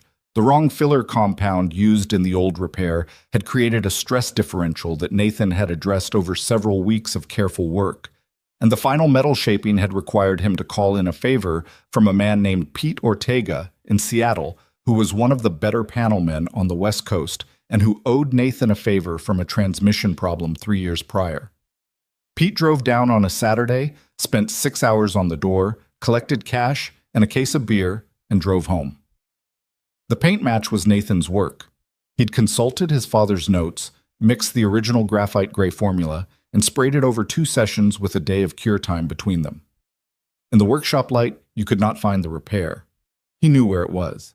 He photographed it from 6 angles. The Alfa Romeo was mechanically straightforward relative to the others, but the interior was the challenge. The original seat material had deteriorated beyond any reasonable prospect of restoration, and finding a period-correct replacement in the right color and texture had taken Nathan 4 weeks of correspondence with 3 different specialists before he'd found a woman in Bologna who had a supply of original period material that she sold in small quantities for exactly this kind of work. The shipping cost more than the material. He paid it without complaint. May was the Porsche. Marcus delivered the engine in the first week of May, rebuilt to original specifications with the cylinder sleeving done to tolerances that Nathan verified himself with measuring tools before signing off. Marcus had done good work. Better than good, careful and precise in a way that showed he'd understood what the job required, even if he hadn't fully understood what the car was. Nathan thanked him and paid the invoice, and then spent a Saturday installing the engine with the focus ceremony that significant moment sometimes acquired, the way a thing felt different when you understood its weight. The first start was in the second week of May. He'd done everything right. He knew he'd done everything right because he'd checked everything twice and documented each step, and there was no rational reason for it not to start. And yet there was always this moment, the moment before, when all the knowledge and preparation in the world stood aside and left you with something that was purely about whether it worked or it didn't, and no amount of expertise made that moment anything other than what it was. He turned the key. The flat 4 caught on the 3rd crank, rough and uncertain for a few seconds, and then settled into a sound that Nathan had no adequate words for, not because it was beautiful in the way that the word beautiful usually got used, but because it was correct. It sounded like what it was. It sounded like 1957. He sat in the driver's seat with the engine running and his hands on the wheel that he'd restored, and for a moment he let himself feel everything he'd been keeping manageable for 6 months. The exhaustion and the anxiety and the legal threat and the loneliness of doing enormous work in a small shop without anyone to see it, and underneath all of that, clear and simple, the thing his father had tried to give him all those Saturday mornings in this same building. The gift of pattern. The ability to recognize what something was before anyone else could see it. He sat in the car for about 3 minutes. Then he shut off the engine, picked up his camera, and began the final documentation session. He had 6 weeks until the cars needed to be on a truck to Munich. He had work to do. The truck came on a Thursday morning in the last week of June, earlier than Nathan had expected, which meant he was still in the workshop at 6:30 when the driver knocked on the rolling door. A young guy named Brett, who had the particular calm of someone accustomed to transporting things worth more than he'd earn in a decade, and had made his peace with that. Nathan had been there since 4. Not because there was work left to do. There wasn't, not really. The cars were done, had been done for 9 days, but because he hadn't been able to stay away from them. He'd been coming in early and staying late in the way you visited someone in a hospital before a long trip, knowing the visit wasn't strictly necessary, but needing it anyway. The 5 cars sat under clean cotton covers in the morning dark of the workshop, and Nathan pulled each cover off slowly while Brett and his partner, an older guy who said nothing and moved with the efficiency of someone who'd loaded a lot of things onto a lot of trucks, backed the transport trailer into position. The ramps came down with a hydraulic whir, and Nathan watched the Lancia go up first, and then the Citroën, and then the Mercedes, and then the Alfa Romeo. Each one strapped down with professional care, covered with protective blankets. The Porsche went last. Brett stood at the bottom of the ramp while Nathan guided the car up from behind, and neither of them said anything, which was the right call. There were moments that didn't need narration, and this was one. When the car was strapped and covered and the ramp came back up, Nathan stood at the rear of the trailer for a moment with his hands in his jacket pockets. "You okay?" Brett asked. "Yeah," Nathan said. "How long to Munich?" "We cross to Hamburg by ship out of Baltimore, usually about 3 weeks door to door." 3 weeks. The collection would arrive at the Meridian Classic International Facility in Munich, with enough time for the specialists to do their pre-sale inspection and the catalog photographers to do their work before the July sale. Nathan had submitted photographs already. The auction house had been receiving documentation updates throughout the process. But the physical inspection was its own event, and Hilda Brenner had made clear she intended to be present for it. He watched the truck pull out of his driveway and turn onto the street. And then it was gone, and the workshop behind him was empty, in a way it hadn't been in 6 months. He stood in the driveway for a while. The neighborhood was waking up around him, a light coming on in the house across the street, someone's sprinkler system starting its morning cycle, a dog being walked by a woman in running clothes who nodded at Nathan without slowing down. Ordinary morning, ordinary neighborhood. Completely ordinary except for the fact that 5 historically significant automobiles had just left in a truck headed for Baltimore, and in 3 weeks they'd be in Germany, and in 4 weeks they'd either sell or they wouldn't. His phone buzzed. "Sandra." "They're gone?" she said when he picked up. "Just left." "Good. Gregory Mast called me yesterday evening." He walked back into the workshop. "And?" "They're not going to seek an injunction. The window for that closed legally. There's a filing deadline, and they missed it, which I believe was a deliberate strategic decision on their part." "Why deliberate?" "Because an injunction would have required them to go on record claiming a legal interest in cars they voluntarily authorized for demolition. The optics of that, especially with the press coverage, would have been damaging. The Ashcroft brand is luxury automotive. Being publicly identified as the company that tried to crush the Vasari Spider is not the story they want associated with the name. So they're just going to watch. They're going to watch the auction. After the auction, Mass suggested they might want to have a conversation about a settlement. Nathan sat down on the stool at his workbench. The workshop smelled different with the cars gone. Just the chemical smell now, and the concrete, and old oil. What kind of settlement? He wasn't specific. I think they're waiting to see what the sale produces before they decide what number to put on it. My read is they believe they have some claim, but they know it's weak, and they're hoping you'll pay them something to make them go away. Will I have to? A pause. No, but you may choose to, depending on what the sale looks like and what your appetite for continued legal friction is. She said it without judgment, which he appreciated. You'll have options after the sale. Let's get through the sale first. He looked at the empty workshop for a moment. Okay, he said. Yeah, let's get through the sale. He spent the 3 weeks before the auction doing something he hadn't done properly in 6 months, which was everything else. He returned calls he'd been deferring. He serviced the transit, which had been accumulating small, neglected complaints, a rear brake that was slightly soft, a belt that had developed a noise he'd been ignoring. He slept more than 4 hours a night, which felt strange, and then felt necessary. He took Maya to her friend Audrey's birthday party and stood by the snack table talking to Audrey's father, who worked in software and wanted to talk about a project management app he'd been using. And Nathan listened and nodded and ate 3 pieces of birthday cake because he'd forgotten to eat lunch. He called Patrice and had a normal conversation. Not about the cars, not about the legal situation, just a conversation. She was planning a trip to see their aunt in Tucson.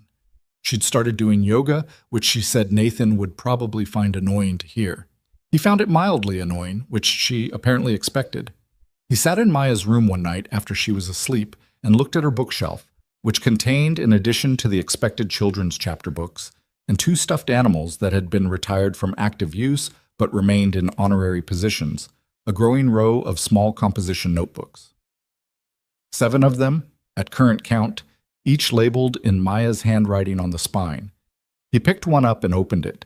She'd told him he could read them, which he understood was a specific permission she'd extended and not a general one. The notebook was about cars, his cars mostly, observations she'd made in the workshop, questions she'd been afraid were too basic to ask out loud, answers she'd found in books she'd pulled from his shelf. There were drawings, not beautiful, but accurate. The kind of drawings a kid made when they were trying to understand the structure of something rather than represent it aesthetically. A sketch of the Citroën suspension schematic, copied from one of his technical manuals. A diagram of a flat-4 engine layout with the cylinders labeled. He put the notebook back carefully, exactly where it had been. The greatest inheritance he could give her was not wealth. He'd understood that as a principle for a long time. Seeing it written out in a 7-year-old's handwriting in a composition notebook on a bookshelf made it feel different from a principle. It felt true in a way that principles sometimes didn't. The Meridian Classic International July sale was held on a Saturday, and Nathan flew to Munich on the preceding Wednesday with Maya, who had never been to Europe and approached the prospect with the methodical enthusiasm of someone who had been making a list of questions for 3 weeks. "Why do they drive on the right side?" she asked on the plane, somewhere over the Atlantic. "Germans drive on the right. The British drive on the left." "Why?" "Different historical reasons." "What reasons?" "I'll get you a book." "I want you to tell me." "I don't fully know, Maya. That's an honest answer." She accepted this with better grace than he might have at her age. She'd brought one of her notebooks and spent part of the flight writing in it, which Nathan didn't look at but could see from the corner of his eye had both words and drawings in it. They arrived in Munich Thursday morning and checked into a hotel near the Meridian facility that Nathan had chosen because it was clean and reasonably priced and within walking distance of a bakery that had been recommended by Franz Bauer, who knew Munich well and had opinions about bread that Nathan took seriously. Franz was in Munich for the sale, had flown in from Stuttgart at Nathan's invitation, at Nathan's expense, because it felt right to have him there. They met for dinner Thursday evening at a restaurant near the city center, the old man and Nathan and Maya, and Franz ordered things for all of them in German and told Maya in careful English about the history of the cars she'd watched her father work on for 6 months. Maya asked questions, real ones, specific ones, the kind that showed she'd been paying attention in the workshop and in her notebooks. Franz answered each one with the seriousness it deserved, and Nathan watched the old historian talk to his daughter and felt something that he didn't fully name, but that had to do with continuity, with the way knowledge moved between people if the people bothered to make the time for it. "Your father's father," Franz said to Maya, "taught your father the same way I'm talking to you now, by explaining, by assuming you were capable of understanding." "Did you know my grandpa?" Maya asked. "I knew him for 30 years, Franz said. "He was better than most people I've met in this industry, and I've met most of them." Maya nodded. "My dad's got his notebooks," she said. "I know," Franz said, and looked at Nathan. 12 of them. 12, Nathan confirmed. "You should write your own," Franz said, back to Maya. 12 is a good start. You could do better." Maya considered this with appropriate gravity. "I have 7, she said. "Then you have work to do," Franz said, and refilled his wine glass and ordered Maya a second dessert that she probably didn't need, but that seemed, given the circumstances, like the right call. The preview of the collection was held Friday afternoon, and Nathan stood in the Meridian facility's main hall, a vast, climate-controlled space with gallery lighting and polished concrete floors, and saw the 5 cars as they would appear to the world for the first time. He had seen each of them in every possible state of disassembly and reconstruction. He had seen them covered in primer and stripped to bare metal and in pieces on workbench surfaces. He had never seen them like this, clean, complete, lit properly, arranged with deliberate intention to show what they were. They were, collectively, extraordinary. Not because they were perfect, they weren't, and Nathan had made a conscious decision during the restoration that he wouldn't make them perfect, because perfect was a lie that restoration sometimes told at the expense of truth. The Lancia had a small scar on the left rear fender, under the paint, that showed in certain light as a slight irregularity in the surface. He'd left it. The car had earned it. The Citroen's interior showed the age of the materials in a way that was honest about what the car was and when it had been made. The Alfa's steering wheel had a crack in the rim that a previous owner had repaired with a period-correct wrap technique, and Nathan had kept the wrap rather than replacing the wheel because the repair was old enough to be history rather than damage. And the Porsche sat at the end of the row, small and silver gray, and completely itself. Hilda Brenner appeared at Nathan's elbow. She was a tall woman, mid-50s, with short silver hair and the quiet authority of someone who had been standing in rooms like this with significant objects for a very long time. "The specialist team has been through them," she said. "There are no concerns." "I know. The Citroën is generating more interest than I expected. There's a buyer from Lyon who called twice." "Good car," Nathan said. "The Lancia has a registered bidder from Tokyo." She paused. "And the Spider has 7 registered bidders from 4 countries, and the reserve is already covered by 3 of them based on pre-sale interest." Nathan looked at the Porsche. "What are you expecting?" Hilda was quiet for a moment, which from her was a specific kind of answer. "The pre-sale estimate in the catalog is 1.2 to 1.8 million, she said. "That estimate is conservative. It's what I could justify with comparable sales data, of which there is very little, because there is nothing truly comparable." She looked at the car. "What I expect and what I can put in print are different things. I've been doing this for 23 years, and I have learned to be wrong about rooms." "What does wrong look like in a room like this?" "Sometimes quieter than you expect," she said. "Sometimes considerably louder." He didn't sleep well Friday night, which was something he'd prepared himself for. He lay in the hotel room while Maya slept in the other bed with the absolute unconscious commitment of someone who had no particular anxiety about tomorrow. And he stared at the ceiling and thought about things that weren't useful to think about, which was the nature of sleepless nights. He thought about the scrapyard and the press and Wayne Dressel's reading glasses and the sound the Porsche's engine had made on the first start. He thought about his father's handwriting in 12 notebooks on a shelf above a workbench in Portland. He thought about Gregory Mast and what Sandra had said about settlement conversations. At some point after 2 in the morning, he stopped trying to sleep and got up and sat by the window and watched the Munich street below, which had the particular quiet of a European city at that hour. Different from Portland's quiet, more compressed. The buildings older and closer together. The silence more layered. He was, he realized, afraid. Not of the auction going badly.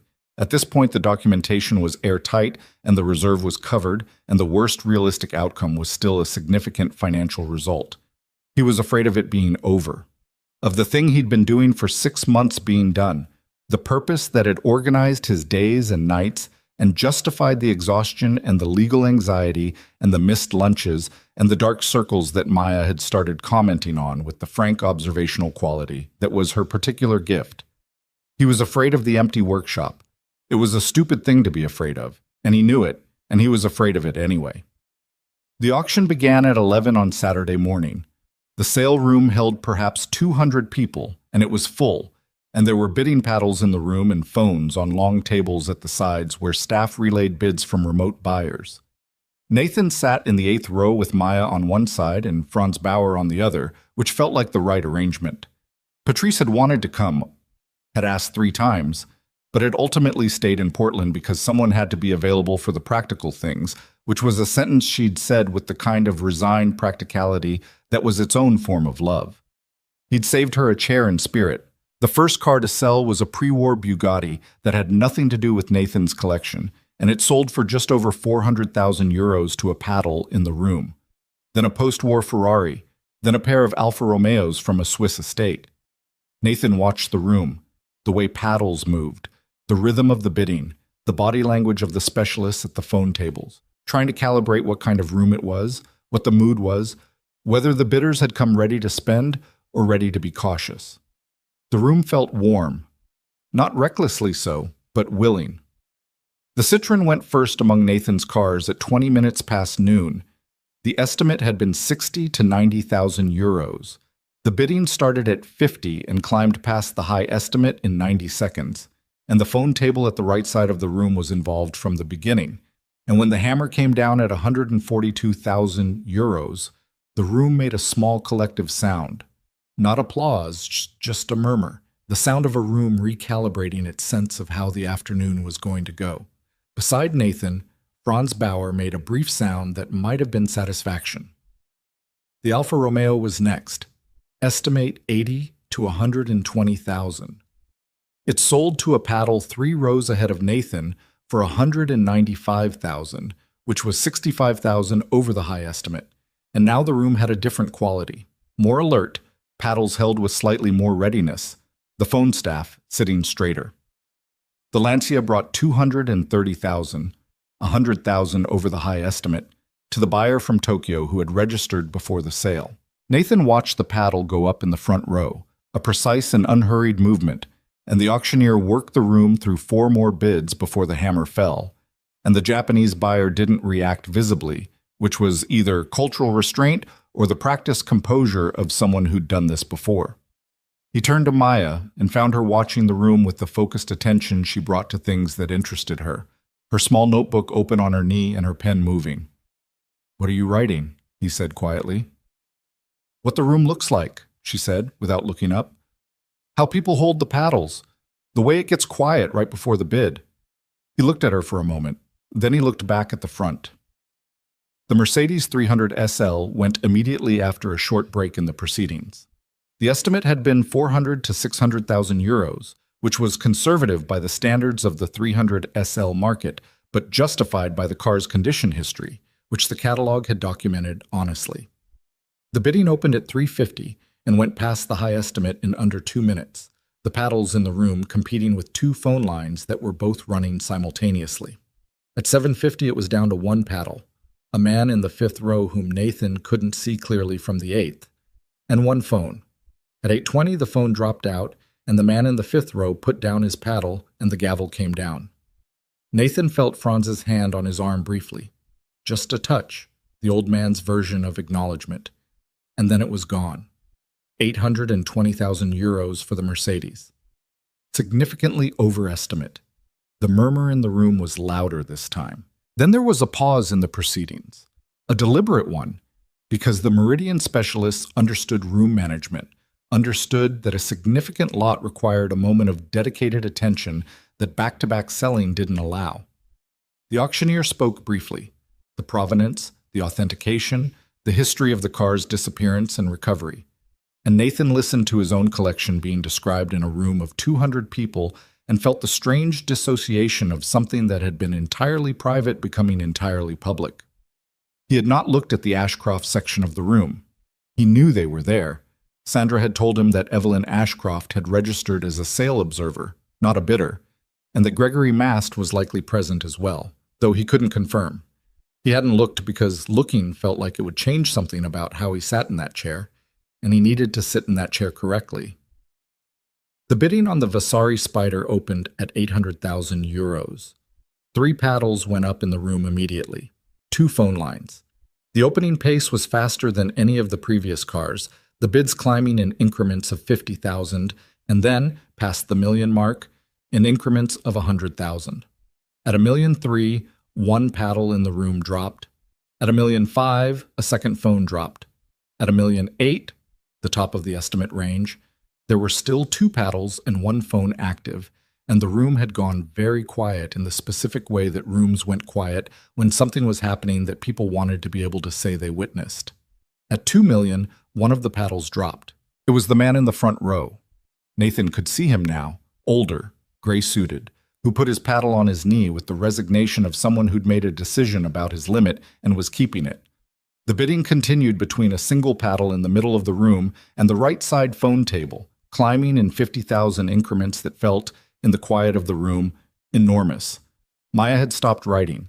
She was just watching, her pen resting against the open notebook, her whole body oriented toward the front of the room with an attention that Nathan recognized as the same quality his father had described in him once, years ago, in a context he'd forgotten, but that now felt suddenly close. 2.4 million, 2.45, 2.5.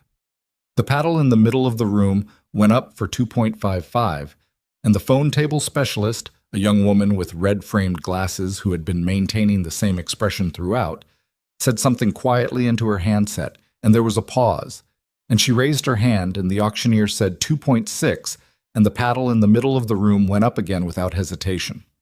2.65 from the phone, 2.7 from the paddle. The room felt like it had stopped breathing. 2.75 from the phone. The specialist with the red-framed glasses said it with the same measured calm she'd been using since the bidding opened. The paddle in the middle of the room was still. Nathan watched the man holding it. Couldn't see his face from this angle, just the back of his head and the paddle resting against his knee. And the auctioneer asked for 2.8 with the particular cadence that meant this was a decision point, and the paddle went up. 2.8, the phone table. The specialist with the red-framed glasses spoke quietly into the handset for a longer moment than before. Then she set the handset down on the table in front of her. The auctioneer looked at the room, said 2.8 twice more, in the measured ritual of the process. Then the gavel came down. 2,800,000 euros. The room released its breath.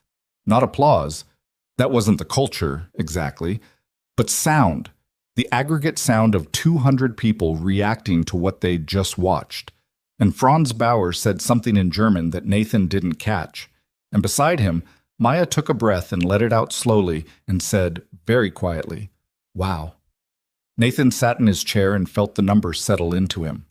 The combined total for the 5 cars came to just under 5 million euros by the time the final hammer fell, which Hilda Brenner communicated to him in the reception area afterward with the satisfied expression of someone whose conservative estimates had been made to look appropriately conservative. She shook his hand and said, "Exceptional work," in a tone that told him she didn't say it often and meant it when she did. Franz found him a few minutes later and said nothing, just put his hand on Nathan's shoulder for a moment, which from Franz Bauer was the equivalent of a standing ovation. Maya was holding her notebook open to a page that was half written and half drawn, and she showed it to Nathan with the directness that characterized most of what she did. Not seeking approval, exactly, just sharing the thing. He looked at the page. She'd drawn the room from memory, the rows of seats and the phone tables and the front where the auctioneer stood, and she'd written down the final number with 3 underlines under it. "Is that right?" she said. "The number?" "That's right," he said. She looked at it for a moment, then she closed the notebook. "What happens to the cars now?" "They go to the people who bought them." "The Porsche too?" "The Porsche too." She was quiet for a second. "Are you sad?" He thought about it honestly rather than answering quickly, which was something he'd always tried to do when she asked a real question. "A little," he said, "but that's not the point of them. The point was finding them and doing the work." She nodded slowly, in the way she nodded when she was filing something for later, rather than fully agreeing in the moment. "Okay," she said. He saw Evelyn Ashcroft at the edge of the reception area, which was where he'd known this would happen. The same way you knew certain conversations were coming and couldn't quite prepare for them regardless. She was standing slightly apart from the crowd, which was not an accident. A woman in her position rarely stood anywhere by accident, and she was watching the room with an expression that Nathan found difficult to read from across a space of 20 feet. She looked younger than 30 in person, which was not what he'd expected. and also tired in a specific way that wasn't about sleep. Gregory Mast was nearby, but not beside her. He was talking to another man in a suit near the entrance, and his attention was on that conversation, which meant that when Evelyn started walking toward Nathan, it was on her own initiative and without her lawyer in her peripheral vision. Nathan noticed this. He suspected it was intentional. She stopped about 3 feet away from him, which was a professional distance. Not aggressive, not warm. "Mr. Carter," she said. "Ms. Ashcroft." Maya was looking up at her with the unfiltered attention of a 7-year-old who hadn't yet learned that staring was considered rude, which Nathan was about to address when Evelyn glanced down at Maya and something in her expression shifted slightly, became less prepared. "Hi," Maya said. "Hi," Evelyn said. "I'm Maya." "I know, I'm Evelyn." Maya looked at her for another moment. "You owned the cars," she said. Not an accusation, just a fact. "I did," Evelyn said, "for a few years, without knowing much about them." Maya considered this. "My dad knew," she said. "Yes," Evelyn said. "He did." She looked back up at Nathan. "Can we talk for a few minutes?" He looked at Franz, who was nearby, and Franz gave him a look that communicated both that he'd watch Maya and that he found the situation interesting. Nathan said to Maya, "Stay with Franz, okay? I'll be close." "Okay," Maya said, already turning toward Franz with some question she'd been saving.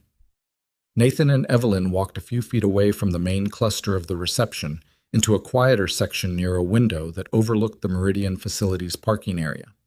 Outside, a transport driver was securing something to a trailer with the methodical unhurriedness of someone who had all the time in the world. "I want to say something," Evelyn said, "and I want to say it without Gregory nearby because what I'm going to say is not a legal strategy, and I don't want it misunderstood as one." "Okay," Nathan said. She was quiet for a moment, looking at the window rather than him.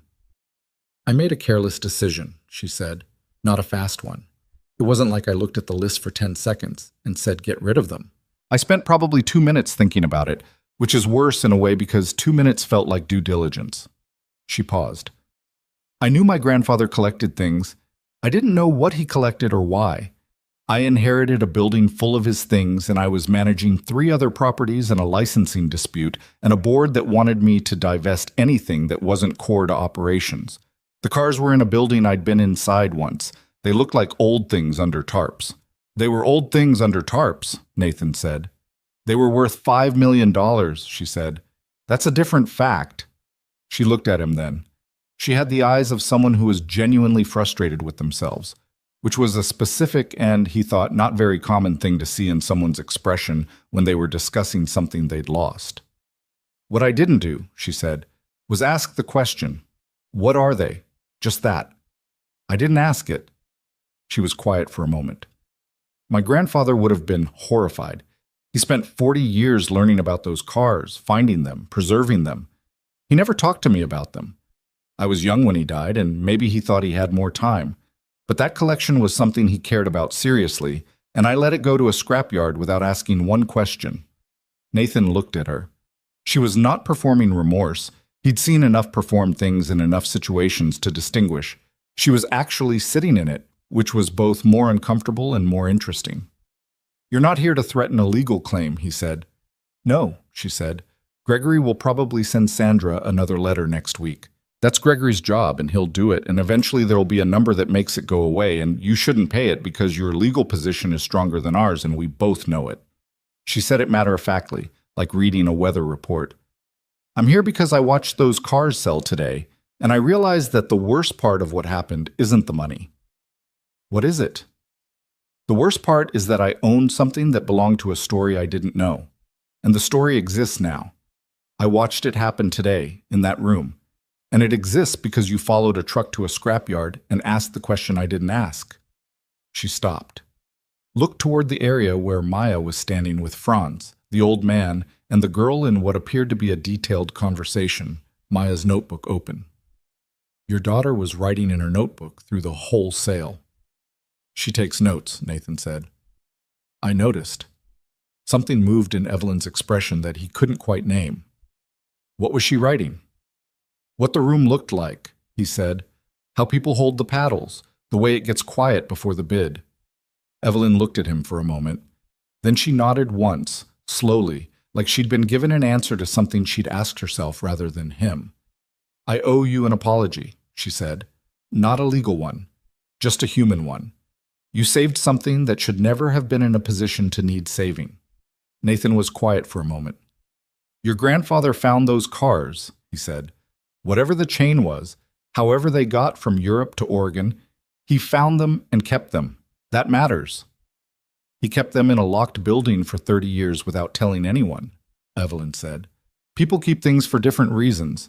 Maybe he wasn't ready to let them go. He paused. Or maybe he was waiting for the right moment and ran out of time. She was quiet, looking at the window again. He died before I was old enough to have the conversation, she said. I know what that's like, Nathan said.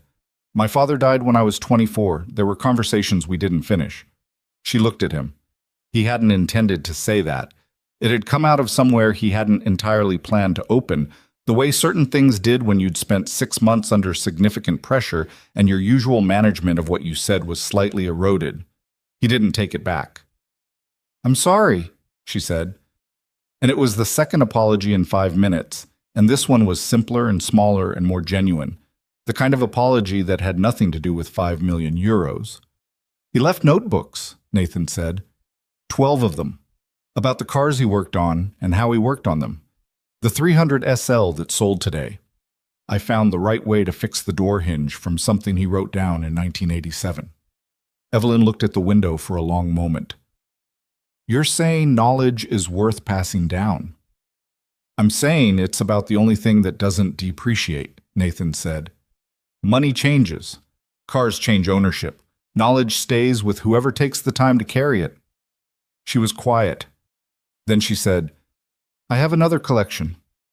He waited. Through a business acquisition last year, a property in Vermont. The previous owner was a collector, not as serious as my grandfather, but serious. There are vehicles in the storage facility. I haven't looked at them closely. She paused. I was going to have the property management team assess them for disposal. The word disposal sat between them. Don't do that yet, Nathan said. I know, she said. That's why I'm telling you. She picked up a glass of water from a nearby table, held it without drinking. Would you be willing to look at them before I make any decisions? He considered it, not for long. Call me when you're back in the States, he said. We'll set something up. She nodded. Thank you. She started to turn, then stopped. Mr. Carter, what you told your daughter earlier, about the point of the cars being the finding and the work. I heard that from across the room. He didn't say anything. I think that's right, she said. I think that's actually right. She looked once more toward Maya and Franz, the old man and the girl still in conversation, Maya writing something down with her usual focused precision. She's going to be something, that kid. Yeah, Nathan said. I know. Evelyn Ashcroft walked back toward Gregory Mast, who was still talking to the man in the suit and who looked up at her approach with an expression that asked a question she answered with a small shake of her head. Not now. Not here. Not this one. Nathan watched her go. Then he walked back to where Franz and Maya were standing, and the old man looked at him with raised eyebrows that asked a question, and Nathan answered with a small shrug that said later, and Franz nodded and returned to whatever he'd been explaining to Maya, who had not looked up from her notebook and who had, Nathan could see over her shoulder, written 3 lines in her careful handwriting and underlined one of them. He didn't read what she'd underlined. He'd ask her about it later, on the plane or at dinner or in the morning over bread from Franz's recommended bakery, because there would be time now. The thing that had compressed the last 6 months into a kind of sustained emergency was done, and what was left was time, which was its own kind of inheritance. He stood beside his daughter in a room in Munich and let the afternoon settle around him. It had been a complicated day, and it wasn't entirely over, and he was tired in a way that had layers to it. But the cars were gone to people who would know what they had. The story that had been buried in a locked building on a commercial property in Westfield, Oregon, existed in the world now, had been told in an auction room to 200 people and would be told again in the documentation and the histories and, eventually, in notebooks. His daughter's notebooks, maybe. Franz's recollections. The catalog entry from Meridian Classic International that would sit in library archives and private collections for as long as people kept such things. Knowledge didn't depreciate. He put his hand briefly on Maya's shoulder, and she leaned into it without looking up from her writing, which was the way she showed affection when she was concentrating, and which Nathan had long understood as its own language, specific and reliable and entirely hers. The afternoon light through the windows was long and gold, the particular quality of summer light in Germany, and somewhere outside the transport driver had finished securing his load and was climbing into the cab of his truck, and the day was winding toward whatever came next. They flew home on a Sunday, and Portland received them with the particular indifference of a city that had been getting on fine without them. Gray skies, light rain, the smell of wet concrete and evergreen that Nathan had always associated with arriving somewhere rather than leaving it. Maya slept through most of the flight and woke up somewhere over the Midwest with her notebook creased against her cheek and a question already forming. "Do you think the people who bought the cars will take care of them?" she asked. "The kind of people who spend that kind of money at that kind of auction generally do," Nathan said. "It's not a guarantee, but it's a reasonable expectation. What if they just keep them in storage?" "Then they're still not being crushed," he said, "which is better than where they were." She thought about this with the thoroughness she brought to ethical questions. "I guess that's true," she said, in a tone that suggested she was filing it under acceptable but not ideal, which was a reasonable position. He drove home from the airport in the transit, which started on the first try despite 2 weeks of sitting in the driveway, which felt like a minor vote of confidence from the universe. Maya fell asleep again in the passenger seat before they'd cleared the airport road, her head against the window, her notebook still in her lap. He drove through the gray morning without the radio, which he usually had on, because the quiet felt right after the noise of the past week, the auction room, the hotel, the restaurants, Franz's dinner stories and Maya's questions, and Evelyn Ashcroft's voice at the window saying, "I didn't ask the question." The house was exactly as they'd left it. He carried Maya inside without waking her, which he hadn't been able to do in 2 years because she'd gotten too heavy, and he'd gotten too old for the heroics of it. But he managed it this time through sheer stubbornness and the specific determination of a father who needed to do one thing gently in a week that had contained very few gentle things. He put her in her bed and pulled the blanket up and stood in the doorway of her room for a moment, looking at the bookshelf with its 8 composition notebooks. She'd filled another one in Germany, which she'd told him on the plane with quiet pride, and at the stuffed animals in their honorary positions, and at his daughter sleeping with her hand curled near her face the way she'd slept since she was an infant. He went downstairs and stood in the kitchen and didn't know what to do with himself, which was the most disorienting feeling he'd had in months. The refrigerator needed restocking.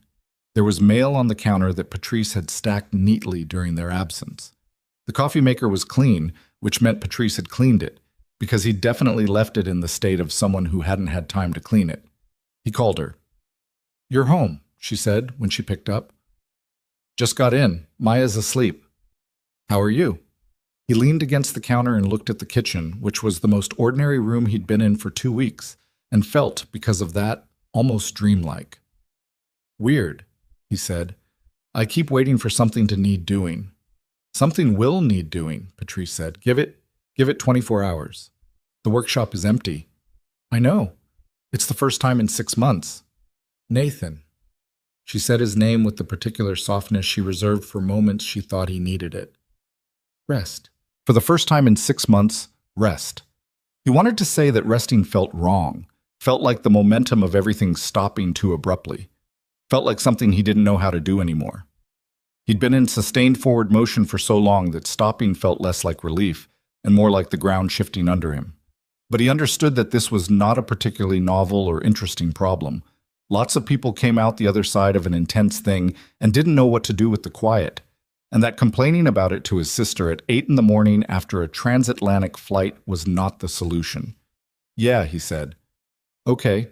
Eat something," she said. "Sleep. The workshop will still be empty tomorrow, and you can feel bad about it then."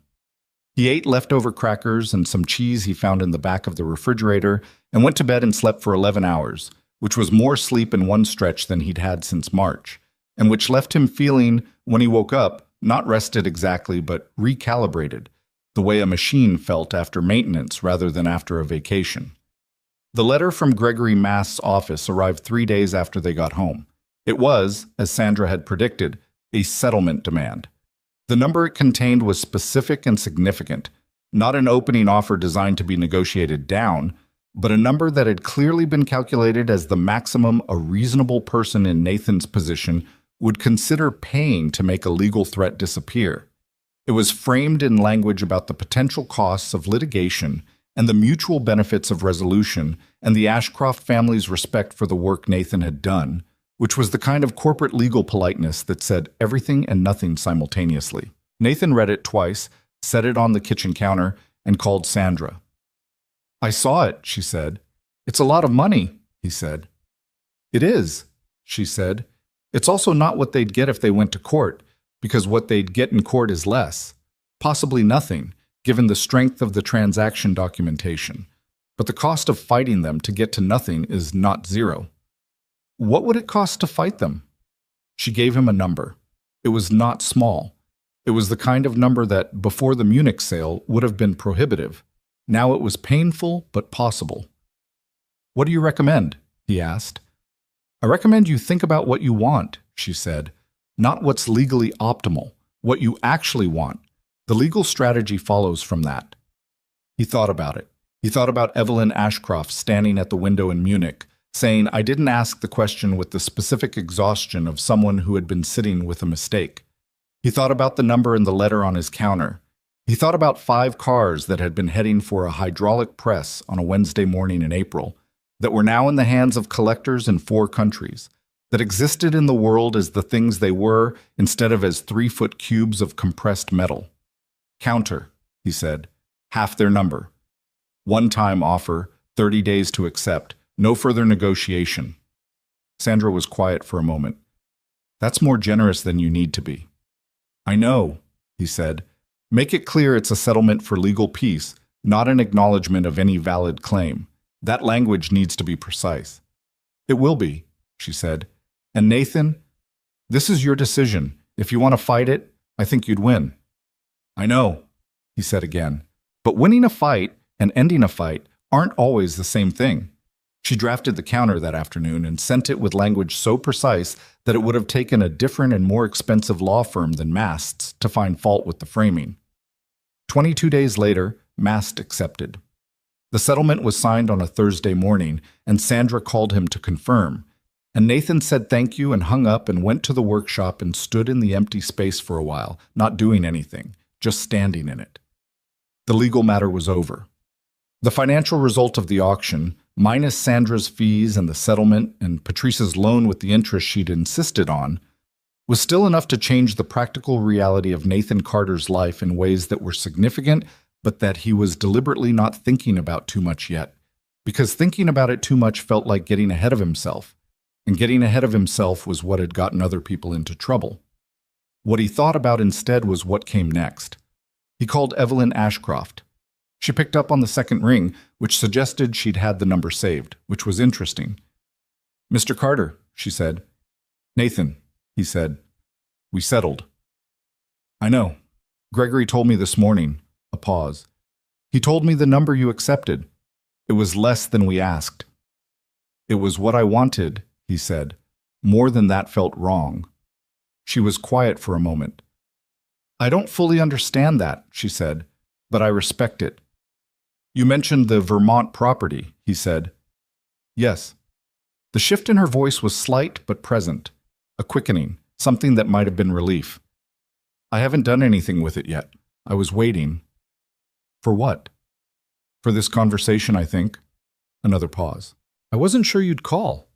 "I said I would." "People say a lot of things after auctions," Evelyn said.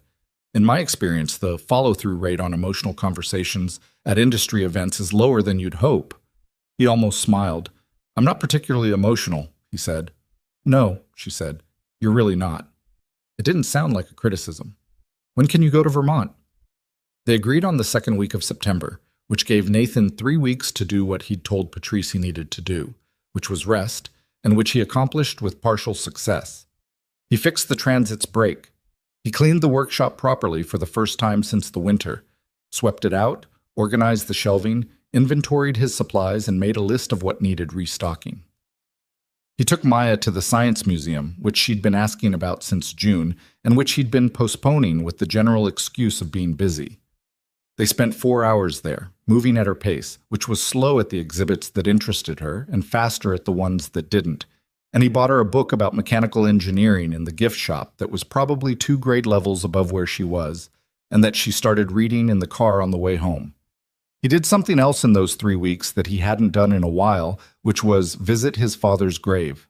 Not for any particular occasion, not the anniversary, not a birthday. Just because he'd been thinking about Raymond Carter in the specific way that the past few months had produced.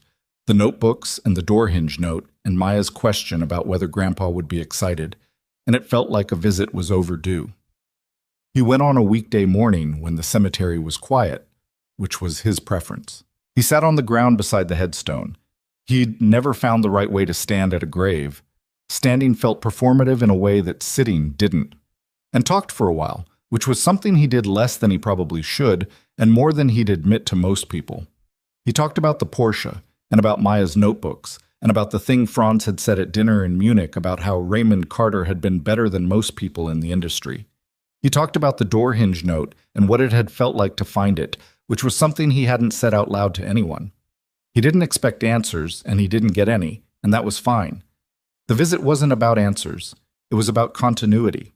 About the acknowledgement that the line between Raymond Carter and Nathan Carter and Maya Carter was real, was actual, ran through 12 black notebooks on a workshop shelf and 8 composition notebooks on a bedroom bookshelf, and the specific quality of attention that all 3 of them brought to things that most people walked past without looking. He went home and made lunch and picked Maya up from school, and that was the day.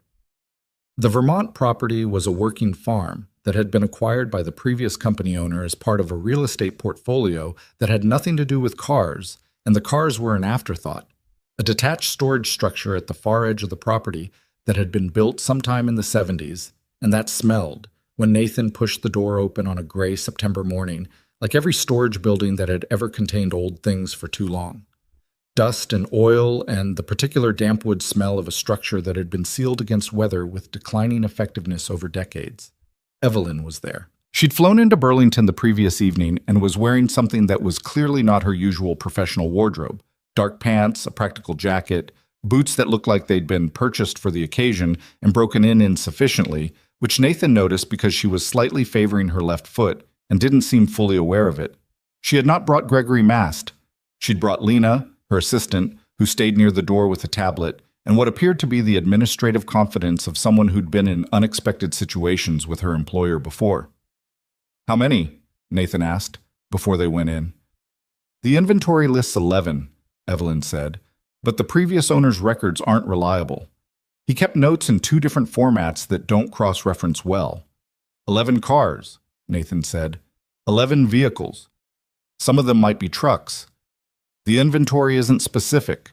He turned on his flashlight and went in. The building was longer than it looked from outside, a consequence of the way the land sloped behind it, and it held more than 11 vehicles. He counted 14 on a first pass, some covered with tarps and some not, arranged with the informal logic of someone who had been adding to the collection over time without a consistent plan for organization. The uncovered ones were immediately less interesting. A mid-70s American pickup, a station wagon of similar vintage, 2 motorcycles that were not obviously old enough to be valuable, and not obviously recent enough to be useful. He passed them without stopping. The tarped ones were a different question.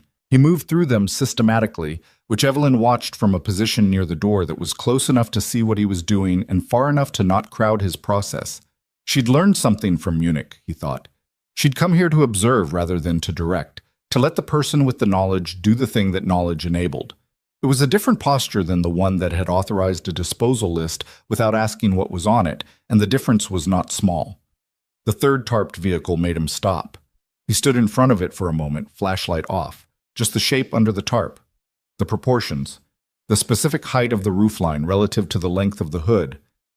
"Nathan?" Evelyn said from the door. "Give me a minute," he said. He pulled the tarp. It was a Jensen Interceptor, a British Grand Tour from the late 1960s, dark green under decades of surface oxidation, with a fastback glass hatch and the kind of interior that had aged from luxurious to archaeological.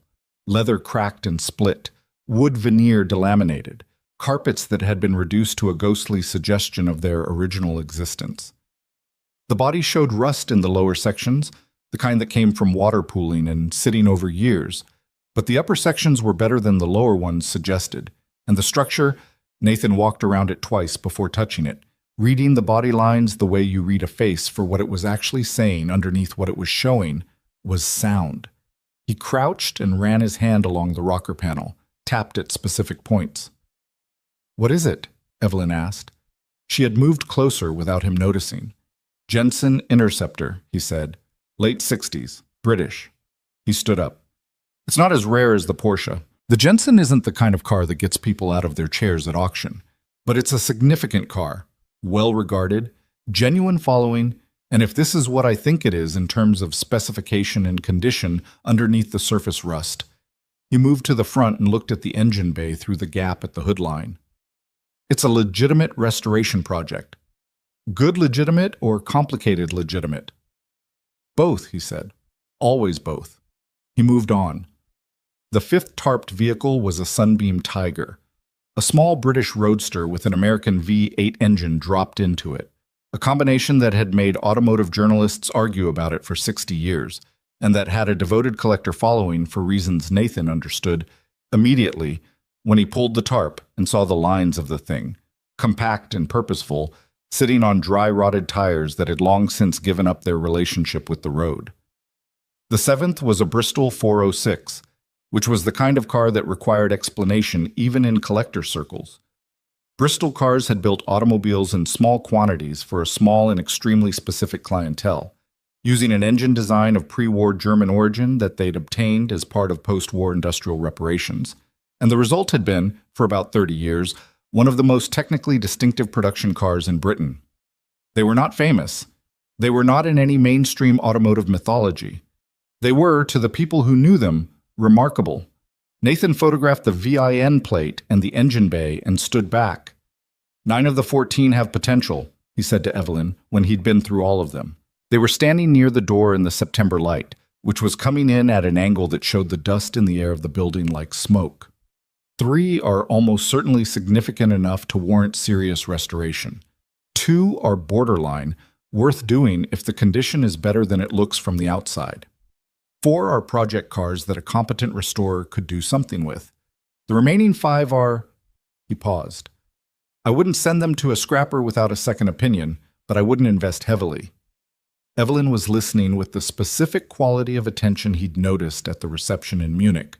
Not the attention of someone waiting for a pause to speak, but the attention of someone actually processing. "And if you were me?" she said. "I'm not you," he said.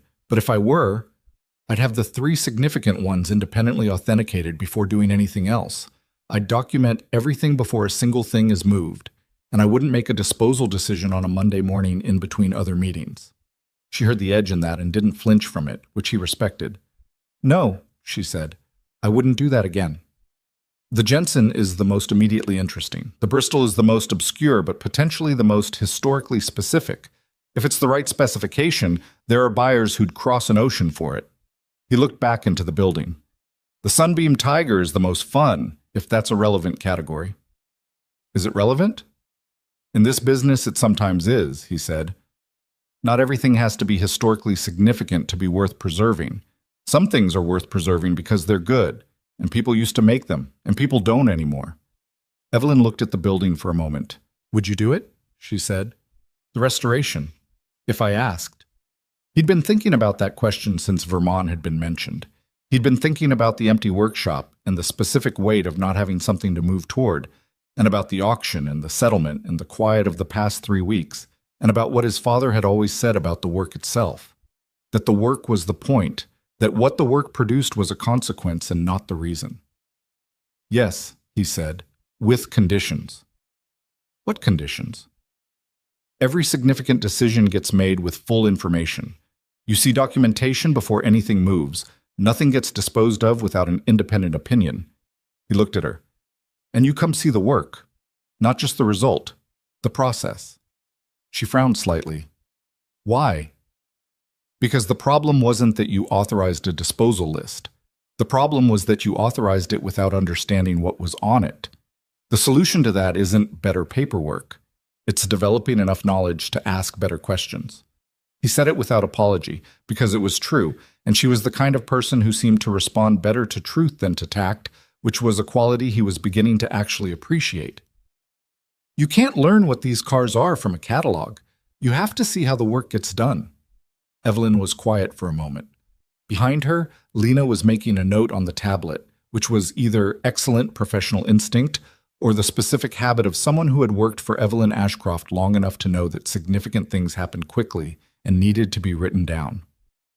That's an unusual term, Evelyn said. It's an unusual situation, Nathan said.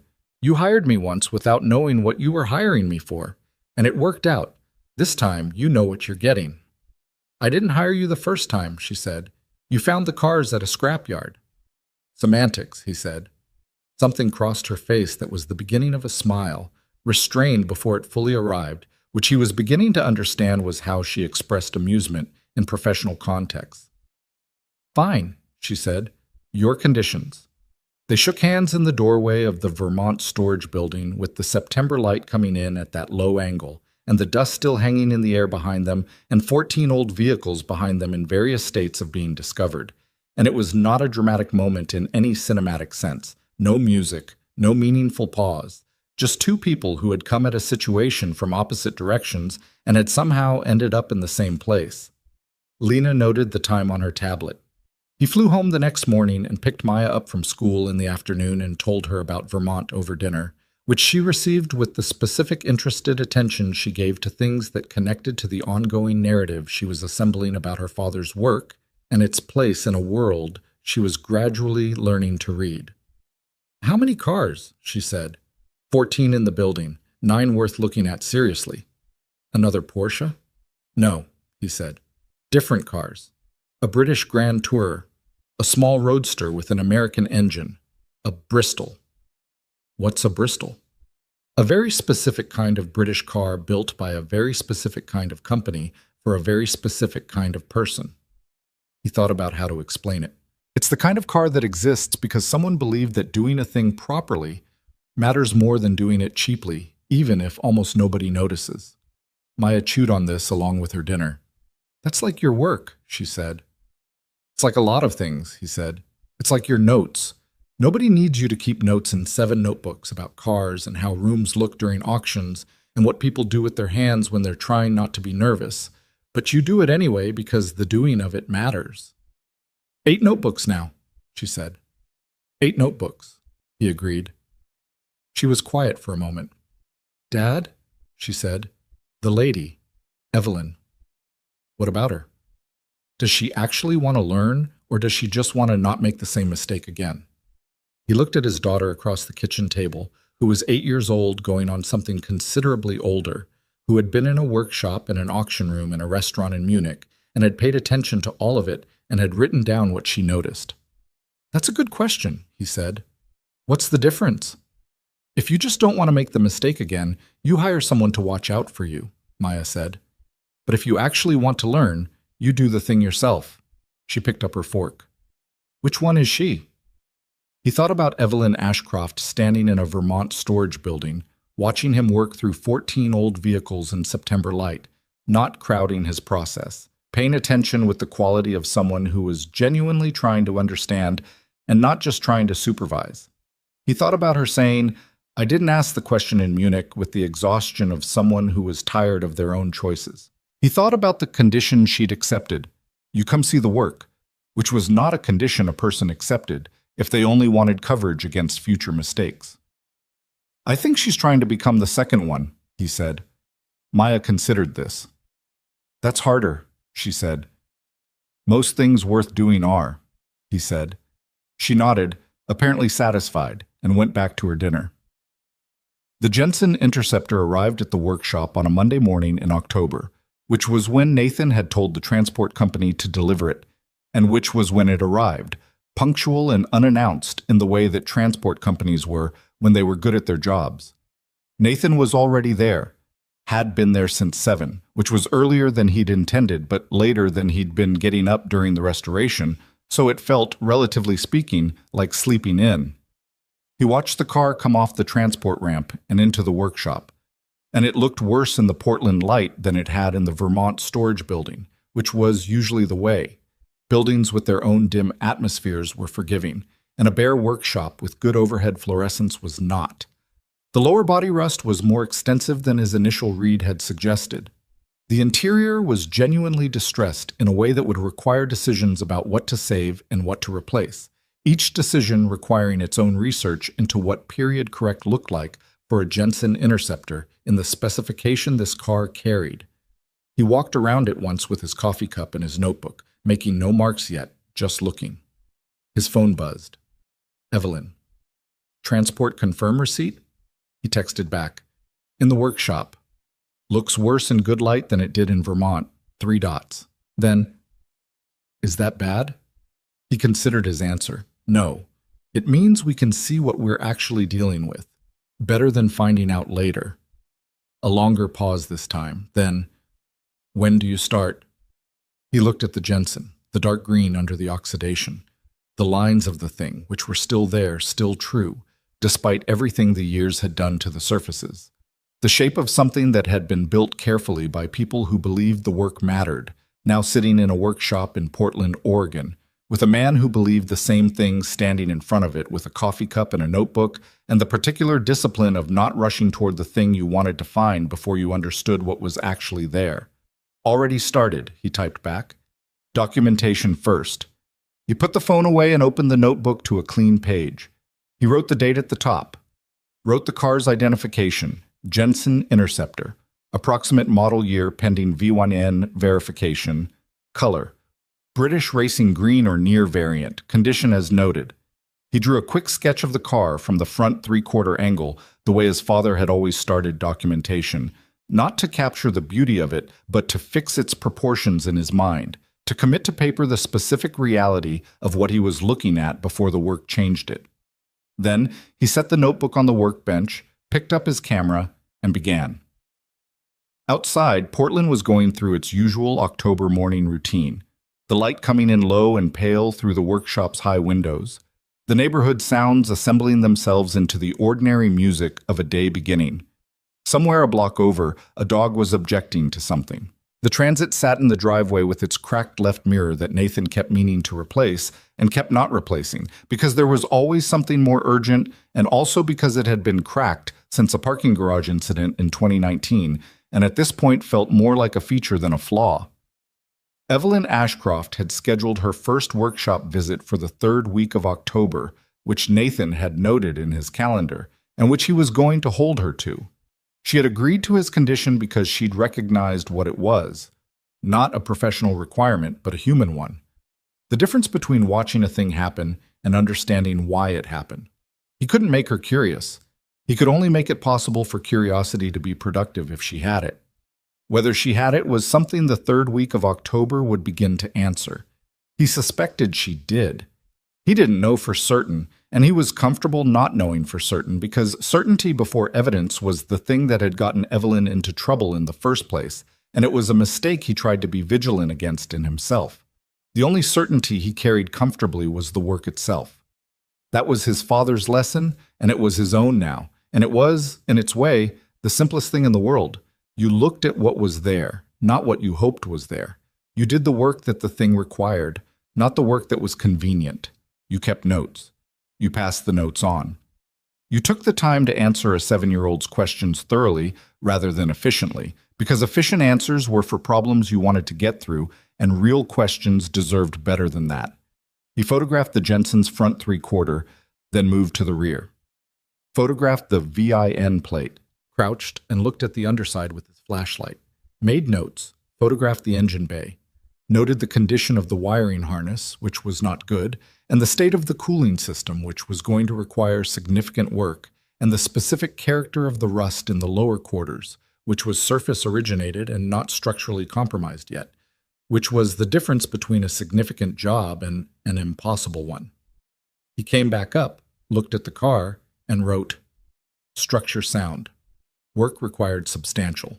Timeline estimate, 4 to 6 months depending on parts availability for interior components. This is doable." He underlined "this is doable," which was not something his father had done in his notebooks, but which Nathan had adopted as his own practice. A reminder that the problem in front of him was solvable, written at the beginning when it was still hard to believe, so he'd have it on record when the middle of the work made everything feel intractable. He put the notebook down and picked up a flashlight and a dental pick, an old dentist's instrument that was one of the more useful tools in a restoration shop for probing suspicious body sections without causing damage, and went to the worst section of the lower driver's quarter to understand exactly what he was dealing with. The work began the way it always began. One small piece of information at a time, building toward the full picture that no single view could give you. The car resisted in the usual ways. Rust that was deeper in one spot than the probe suggested, a mounting point that was corroded in a way that would require fabrication to address, a section of floor under the driver's seat that had been poorly repaired at some point in the past by someone with access to filler compound and limited patience. Nathan worked through the morning without checking his phone. The coffee went cold on the workbench.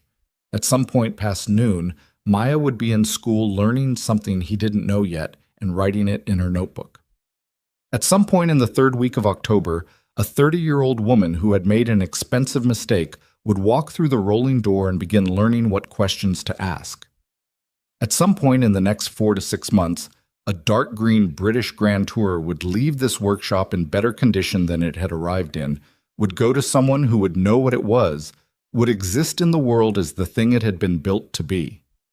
The work required patience. It required the discipline of looking before concluding. It required the willingness to start something whose outcome you couldn't guarantee and trust that the process itself was worth the commitment. His father had known this. Nathan knew it. His daughter was in the process of learning it, one composition notebook at a time. He probed another section of the quarter panel, found solid metal where he'd expected rust, wrote it down with something that wasn't quite relief but was adjacent to it, the small daily reprieve of finding that a thing was better than it could have been. He photographed the section, made a note. Outside, the October light shifted as clouds moved across it, and the workshop went briefly darker, and Nathan clicked on the work light above the car and kept going. There was always more to see, if you bothered to look. That was the whole lesson. That was all of it. You looked. You asked what it was. You did the work. Everything else followed from those three things, or didn't follow at all.